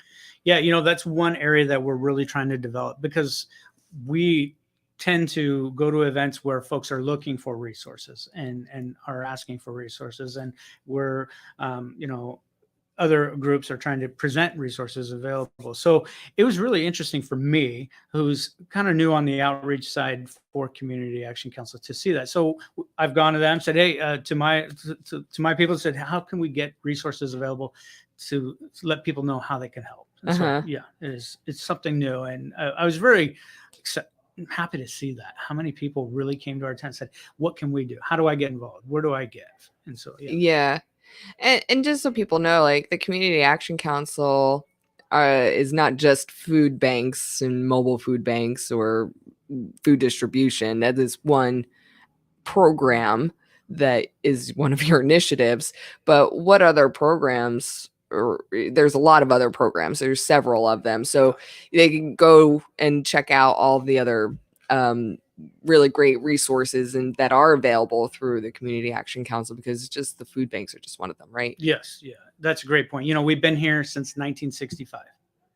One of the best kept secrets in Wenatchee is we're seeing it, because a lot of folks just don't, who are partners, potential partners, do not know that we're here. We've been doing this since 1965. Lyndon B. Johnson's War on Poverty, where federal resources would be directed or given, like in person, right? On the street side of it, we're helping individuals and families directly. And so we've been doing that, and we have like our energy assistance. We help people with their utility bills annually.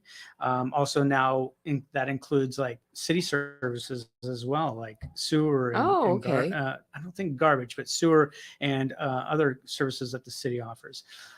So we electric and utility, and then we also help out with housing. We have a couple of apartment complexes.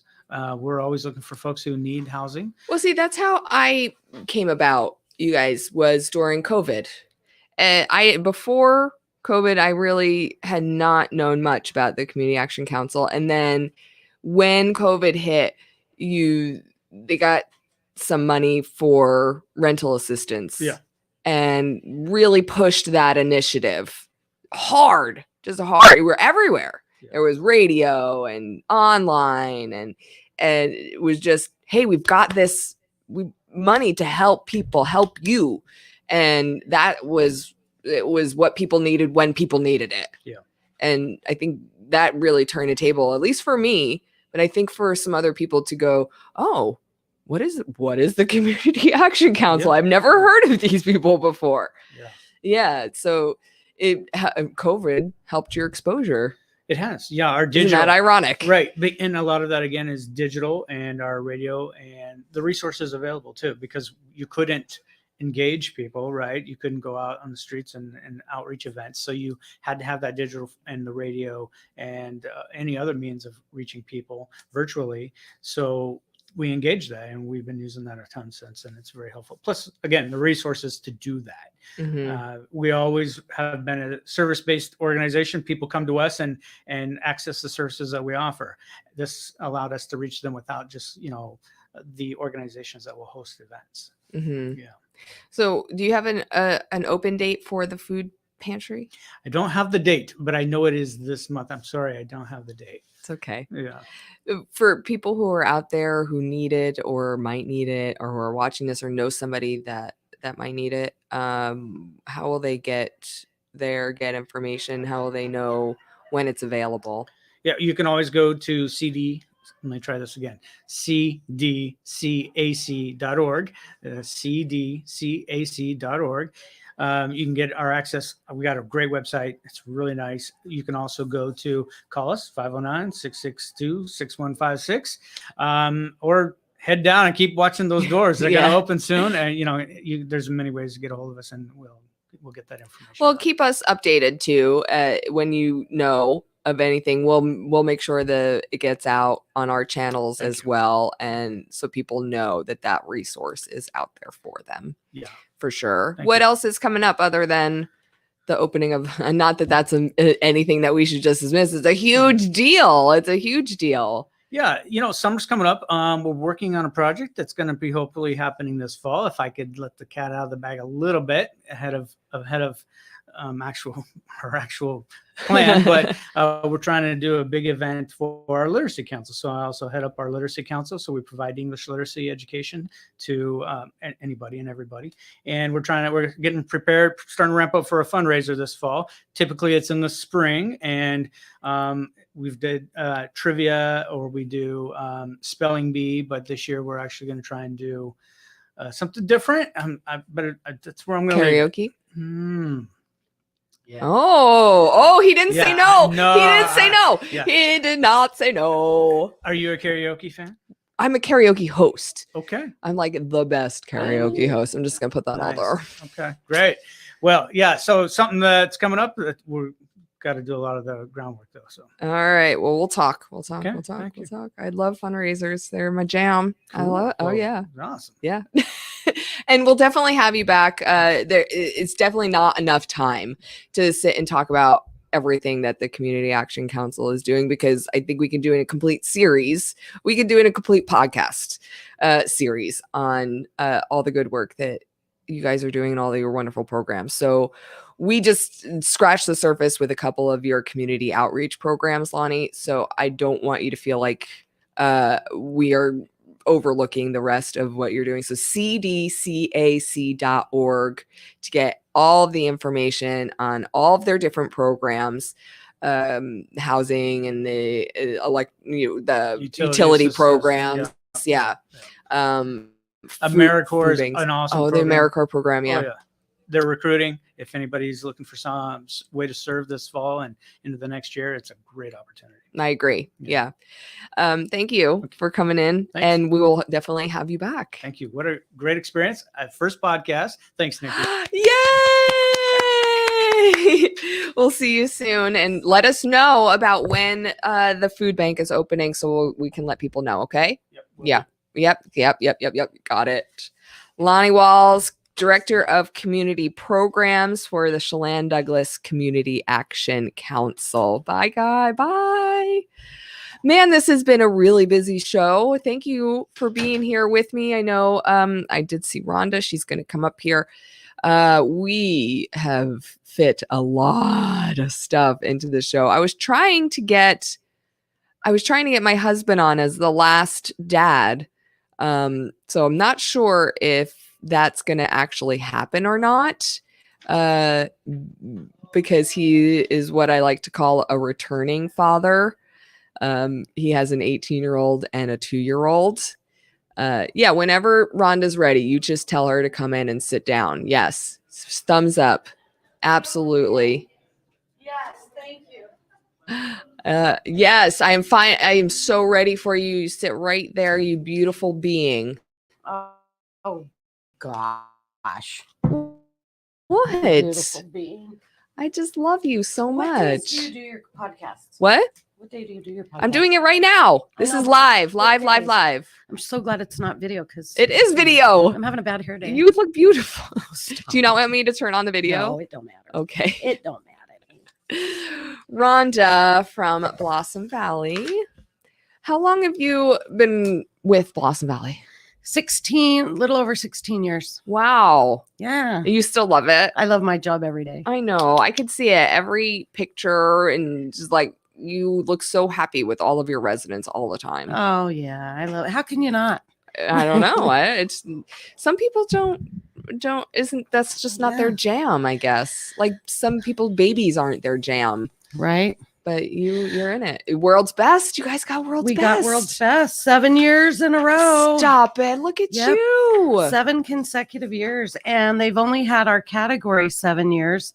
So we're the defending champions. Woohoo. We're trying to get them to add some categories Sure. because they don't have any categories that I fit into. Oh, they need you. So yeah, I naturally am just I'm a natural outcast, which is no surprise. You are not either.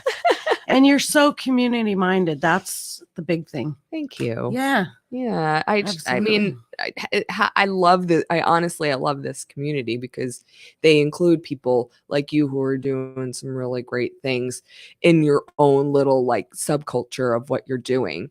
Right. And it takes all those little, all the people doing passionate things in the areas that they're passionate about to make up like a really awesome community when we have that. Right. And Wenatchee is an awesome community. Mm-hmm.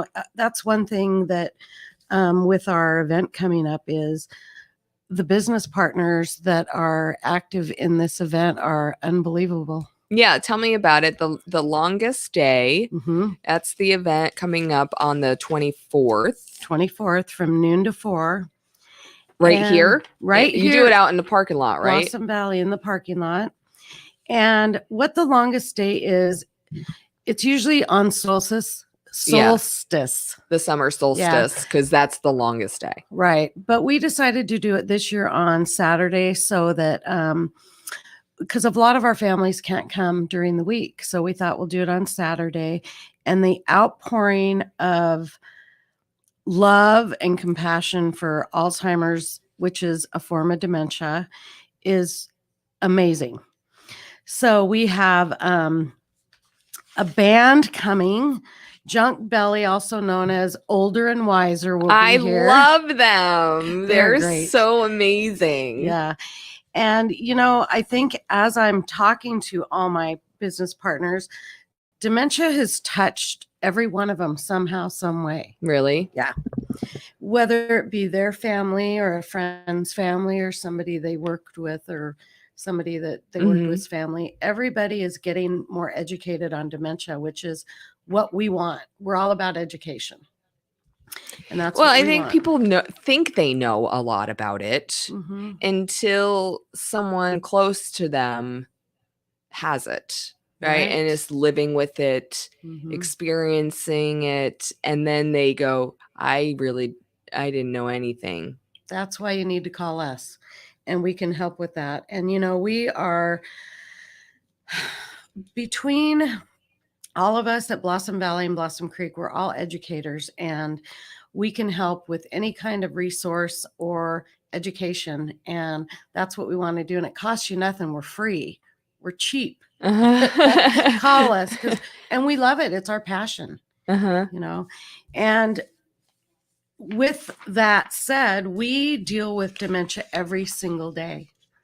So it's not just, how are you as advocates and people dealing with this every day? Like, how are you arming yourself and educating yourselves as people who work in the memory care and, we have assisted living facility we have specialty dementia trainings that we go through, but then more of it, the more you're educated with the book smart part, that doesn't even touch the day-to-day or being with that person, living with that person, caring with that person. And it's not a cookie cutter disease. Everybody's different. Right. And so what may be happening in one household isn't happening in another, but they're having something different go on. So we have a lot of things that we can help them with, from making a bed and giving them ideas for nighttime stuff, all the way down to people having behaviors, what to do, who to contact, that kind of thing. And letting them know that they need respite. They need to take time for themselves, or they themselves are going to get sick. Oh yeah. Caregivers is a really tough job. Being a caregiver for anybody that's with any kind of debilitating or life altering illness or disease. If you're caregiving for them, it's a tough deal. But I had a grandfather who had dementia, and my grandmother was his caretaker until the end of his life. And then even once he passed, she just was like, I don't know what to do with myself. Right. So that could be another thing that you're dealing with as somebody that's a caregiver. How do you see that, like the world and of Alzheimer's and dementia and memory care is changing? Like, are they making any advances, or is it getting better? Or are we just dealing with it? I think that we're getting more educated on it. So we're seeing it more and more, and we're seeing it more and more in younger people. Really? Yes. I'm talking late 50s, early 60s. It's not just. Why do you think that is? What do we is there something in like the water? Are we eating the wrong foods? I think people are drinking the Kool-Aid. I don't know. Oh man. It's and that's why for our longest stay, and we'll talk about that in a few minutes, but that's why all of our money that we get and make at this event goes strictly towards the Alzheimer's Association for research. Okay. It doesn't go to the big CEOs and any of that kind of thing, or we have chose all of our money to go to research. How are you raising money how are you fundraising for this? So for the longest event, or the longest day, our longest event day. So it's here at Blossom Valley at 1701 Orchard Avenue from noon to 4. And everything is by donation. So we have, and I'm going to do a little shout out to all my business partners too. So we have a hot dog barbecue, which is sponsored by Country Inn Restaurant. We have our photo booth is being sponsored by Joey Jansen Photography. Our kids' face painting is been donated by our past family, the Burnett family. Their dad Benton lived with us, and every year they pay for the face painter because that's just kind of a cool thing. He was really into old toys, so it kind of gears towards what he really liked. We also have the Kennedy Group who are doing a popsicle stand for the kids. Fun. Glaze has donated all the cakes for our cakewalk.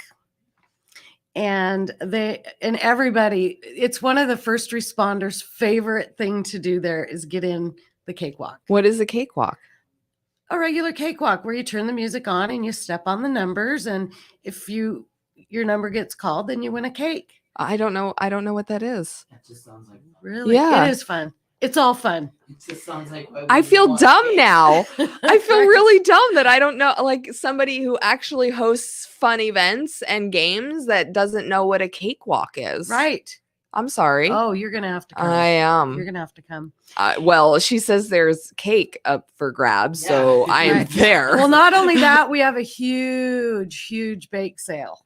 Oh, okay. We have all of our family members, staff, partners. Do you need karaoke at your longest day event? Well, we have a band coming. Oh yeah, you do have Junk Belly. Junk Belly's yeah, coming. they're awesome. Yeah, they're much better. They're amazing. And then we have an Alzheimer's wall, and it's a big wall, and you have hearts that you can write notes on to a loved one, maybe somebody you cared for, maybe you're living it, and you can put a note on the wall, which is really cool. Mm-hmm. One of our taglines is for those fighting the fight, for those living the fight, and for those that have lost the fight. Mm. Let's see what else. So we've got, tons of our businesses have been bringing in auction items like crazy. I have a gal upstairs who's actually putting together and fluffing all the baskets and making them look great. Jody Campbell, she's a realtor here in the Valley. And then we also have a raffle. And then we have 4 kids games. There's going to be axe throwing. Wait, axe throwing is a kids game? Yeah. And they're all the axes have been sharpened. Only in Wenatchee. Yeah, right. No. Yeah. It's plastic. I know. And a couple more games. And Sean Hine from BMP Realtor and Echo Ridge Dental have donated the funds for that and all the prizes for the kids. And then we have a water station that is going to be manned by Regency of Wenatchee. our rehab long-term care center. And then our first responders will all be here. They'll be bringing their rigs in and out. Sometimes they get a call, sometimes they don't. But we have a great time with them. And there's going to be some fun stuff at our information table. There's a dementia simulator sign up where you can come in for an appointment and go through a simulator, what it's like for somebody that has dementia, so you can feel what they feel. Really? Yeah, it's pretty cool. Anybody that deals with anybody with dementia, they need to do the simulator so they can see it. They can do it. They can feel it. They can feel the frustration. Wow. It's really cool. That's piqued my interest because I don't even know how you would do that. Well, But a you'll have dementia to sign simulator. up and we'll have you in and show you. And then we have, we call it our resident trinket table. Now that's a hard one. Resident trinket table. Resident trinket table. There you go. And they will be having popcorn there and all sorts of Alzheimer's trinkets for you to make a donation and pick out. So everything, like I said, is by donation. All the food, all the games, everything. And every one of the stops, there is going to be a donate here where you can put money in. You can make bigger donations just by writing a check and giving it to me or Courtney or whoever's there somewhere. Wendy takes care of our money, so we don't have to worry about that, which is nice. You do have a really great crew here that has also been with you for a while Long time. and does a great job and very compassionate with the residents as well. Because you deal with residents that have dementia and Alzheimer's, like you said, every day. So in our assisted living, we have people with dementia also, but they're safe and they're able to maintain. And we keep a great eye out on dignity and respect for them as they, go through the process and as they age in place with their dementia, because it's a very unforgiving, progressive disease. It doesn't get better. And so we have several here. And then in our memory care, everybody in that building, 48 residents, all have a dementia diagnosis. So we deal with it every day. Yeah. And when somebody needs to make that transfer from the resident facility to the memory care facility, it's not an easy decision to make if that does need to be made. If if their condition is worsening and they need to go into memory care, it's usually very humbling, very something that needs to be accepted. It's not Right. it's not a happy thing usually that they're having to experience at that time in their life. Yeah, but we make it so that it is a smooth transition and it's a positive thing. It's not like everybody's crying and going, oh no, you have to go to memory care. They're going off to memory care. Right. It is. And we usually have a pretty good transition because it's not like a surprise. Yeah. It's been coming. Yeah. That kind of thing. And we want it to be smooth, not only for the resident themselves, but for the families. And that's where the education comes in, where it's really important. The more education you have about the disease, the more you can understand what they're going through. And you can understand that instead of arguing, you just go with it. You enter their world because it's their reality of what's going on. Rhonda is my guest here from Blossom Valley Assisted Living. We're talking about the facility here and also an event coming up called The Longest Day. It is a fundraiser to benefit research for Alzheimer's. Why don't you tell me about the organization that you're sending the fundraising money off to? Okay. So the Alzheimer's Association is a very wonderful organization that does the research. It does all of the tracking so that we have facts and figures every year about what's going on. And this year, in fact, it just came out, the 2023 Alzheimer's disease facts and figures are astounding. Alzheimer's is a disease where it kills more than breast cancer and prostate cancer combined. Mm-mm. Yeah. Yeah. Crazy. And when How is that possible? I mean, I believe you, and I believe that the facts and figures, but I feel like breast cancer and would you say pancreatic cancer No, or prostate cancer? Mhm. Two of the biggest cancers out there that are getting huge money for research. Right. Right? How Mhm. many breast cancer fundraiser runs, races, Walks. walks Yep. that are out there getting millions of dollars in research? Not that it shouldn't, Correct. but that there's more people that are being affected by Alzheimer's. Correct. But what? But is it the fact, Rhonda? I'm sorry, I'm going to get a No. little heated now. Is that Okay. people don't think that it's worth the research because they're at the end of their life? It could be. I think that Alzheimer's is a form of dementia. So you have all your different dementias. And I think in this world, this is a disease of the brain. So you can't see it. So it's been, from long ago, it's been treated as mental health instead of dementia. And that's why we're trying so hard to educate everybody, because pretty soon it's through the medical field. They're now having more tests that they can do and scans that they can do to see, what this is, and come to find out, and tests they can do, cognitive tests, and to find out, this is dementia. This isn't a mental health thing. Back when I was probably 9, my grandmother went to a mental hospital, and doing all the research on her and thinking back on her life, I know that it was dementia, and they were treating her with shock therapy. Oh my goodness. Yeah. And she finally ended up in a nursing home, but that shock therapy absolutely drained her of everything. She wasn't able to communicate anymore. I bet. And it was pretty sad. That's So sad. I want my mom. I'm living with my mom with dementia. She's still in the home, but she is getting to the point where she's going to need some more help. And my aunt lives in our memory care. We brought her up from California to live in our memory care, and she loves it. Well, if you She's a trust your crackhead. own family in a memory care facility here, then that's, an endorsement enough for me. So, It's great. But I want to read you a couple more of these please do. Facts and figures. So right now in 2023, there is more than 6 million Americans. This is just Americans living with Alzheimer's.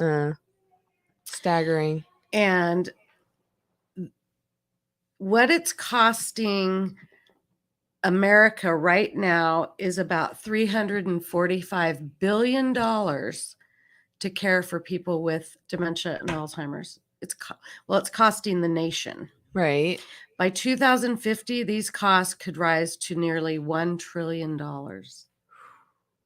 That's why we need to educate. We need to find a cure. And that's the reason for, us raising this money, because we're so passionate about it. Now, if there is the likelihood, or if there even is a chance that there could be a cure, we should be doing research on it. Right. Because a life is a life is a life. And if you can extend that or improve a quality of life for anybody, we should be doing research on that. And we should be supporting that and putting money into it. Mm-hmm. And like I said, it's one of those diseases that you can't see. When something's broken, like your leg, or you break a hip or something like that, you can see what's going on with your hip or a broken arm or something, but you can't see inside the brain. So it's one of those things where out of sight, out of mind kind of thing. And then as things start progressing with people and they start acting differently or having changes in their condition, then it's like, oh, okay, I'm getting it. And that's where families need to be educated. My grandkids are even educated, about that. Yes, I have grandchildren. I know I don't look like you do not. I tell you look fabulous. Whatever. For sure. Okay, now here's another one. Between 2000 and 2019, deaths from heart disease has decreased by 7.3%. Heart disease. Uh-huh. While deaths from Alzheimer's disease have increased by 145%. What? Yeah. Well, heart disease is like the leading cause of death in women over the age of 40. So, it's good that that number is decreasing. I'm glad, because we don't need, I'm almost 40 and I don't, we don't need women dying from, the number one reason, it's good that that number is going down, but increasing by 100%, is it just, I don't know, due to that? 145. I know, right? And we have just more people in that age range that are being affected, higher population. I think so. I think that because of the education, and we're figuring out what this is in later stages, Mhm. that we're finding that this isn't what we thought it was, but it's a dementia. But there could be more population. I'm just trying to think of what we could attribute to it. But also, as we're getting more educated on it, Rhonda, we could be more accurately diagnosing people, right? Too. Exactly. So people who may have died of it before, they might not have been included in this number because we couldn't attribute it back to Alzheimer's. Exactly. It was probably attributed to mental health. Right. Something like that. But this one gets me because I do this every day and I'm around these seniors every day. My father-in-law lives here in our assisted living and he's 97. And when I saw this, I just went, whoa. 1 in 3 seniors dies with Alzheimer's or another form of dementia. 1 in 3? 1 in 3. Is it? All right. These are pretty, it's staggering. It is staggering. And it brings, I think people like to just forget about the older people in their community. Like like you said, out of sight, out of mind. Mm-hmm. But we have a really amazing older community that is holding our history in these brains of theirs. Oh, bringing that up. If there's anything that I could tell families, please sit with your grandparents and get their stories, because these stories are stories that are not going to be told anymore. I want to come and record them. I know. Let's talk, because I would love to just come and sit and record some stories of people. That would be amazing. It is amazing. And, we just had a lady turn 110 years old. And she's a big Mariner fan. And she got a huge award from not only the state, from Senator Hawkins, but from the Mariners, and a shout out. And they did a video for her and everything.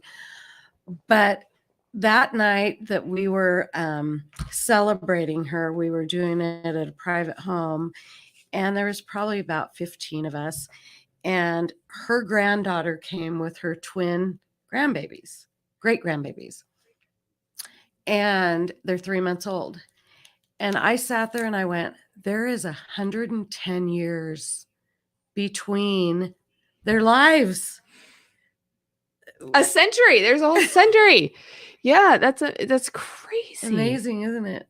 So I told her son I had got extra copies of the Wenatchee World that documented it. They had a reporter and a photographer there, and I said each one of these needs to be put in their baby books, because down the road when they're older, they're going to go 110 Who years. was that lady? Yeah.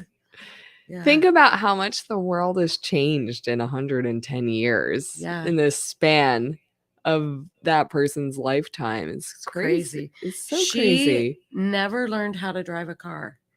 The only thing she ever drove was a horse and buggy. Isn't that great? That's amazing. Is she still alive? Yeah. Oh yeah. Yeah, 110. She's here. Oh gosh, I have to talk to that lady.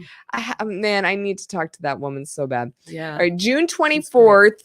We got okay. What was that last one you gave me, 1 in 3. 1 in 3 seniors Senior. dies with Alzheimer's or an other dementia-related disease. 1 in 3. 1 in 3.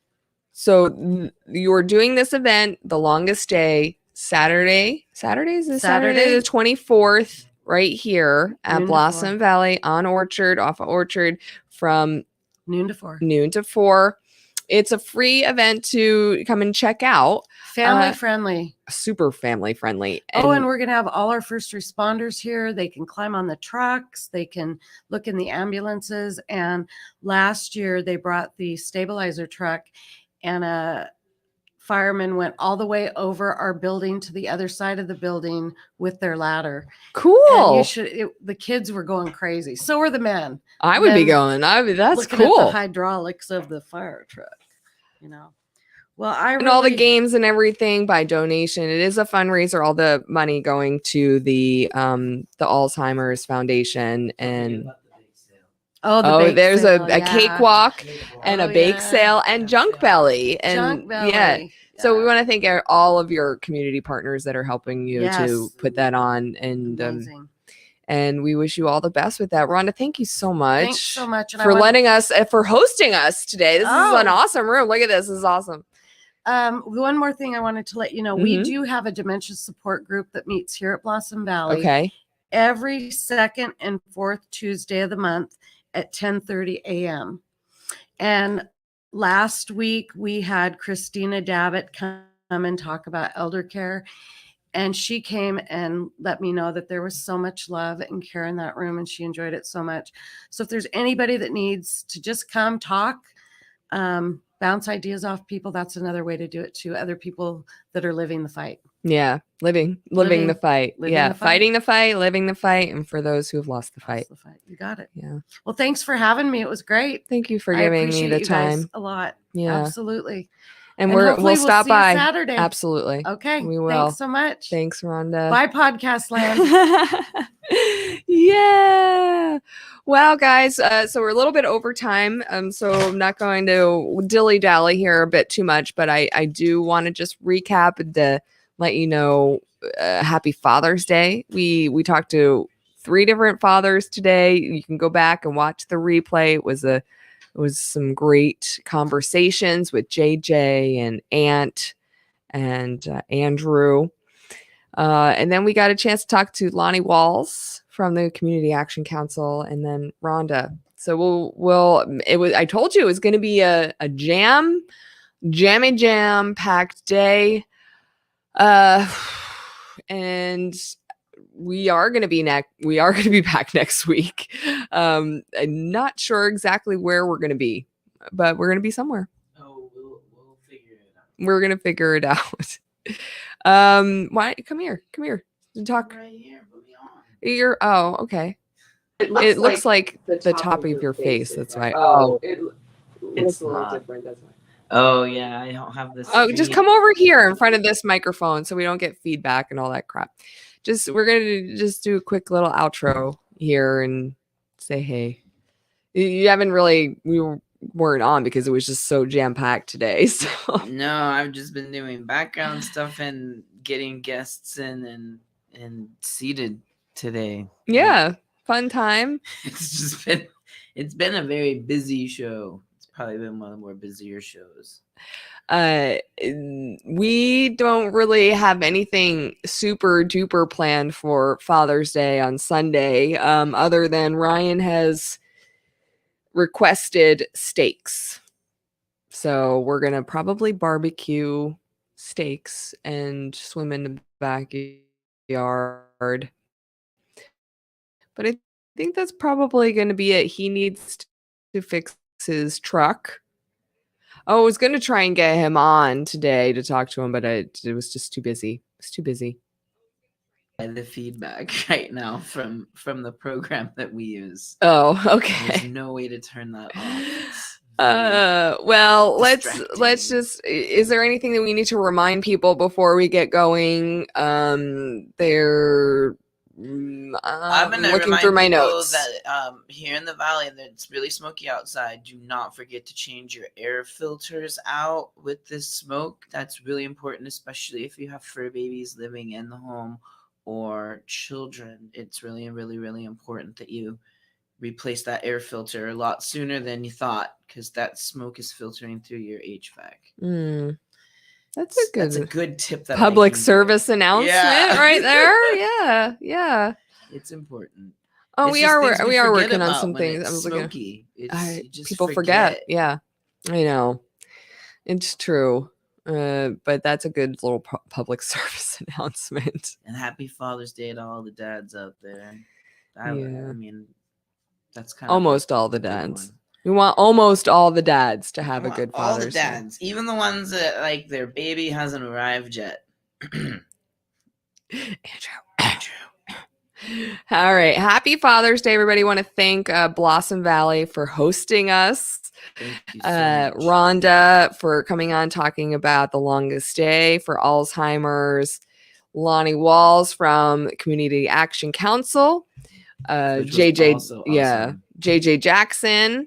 He was one of our fathers. Anthony Malone, Andrew Musson. Happy Father's Day to you guys and all of our dads out there. Almost all of the dads out there.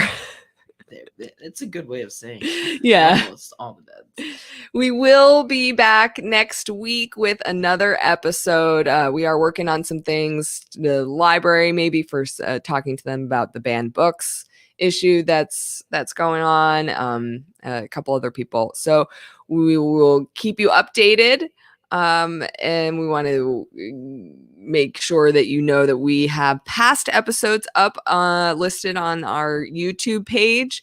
And you can always join our community at www.supercast.com if you want to be a supporter, community supporter of this program. It is fully community supported.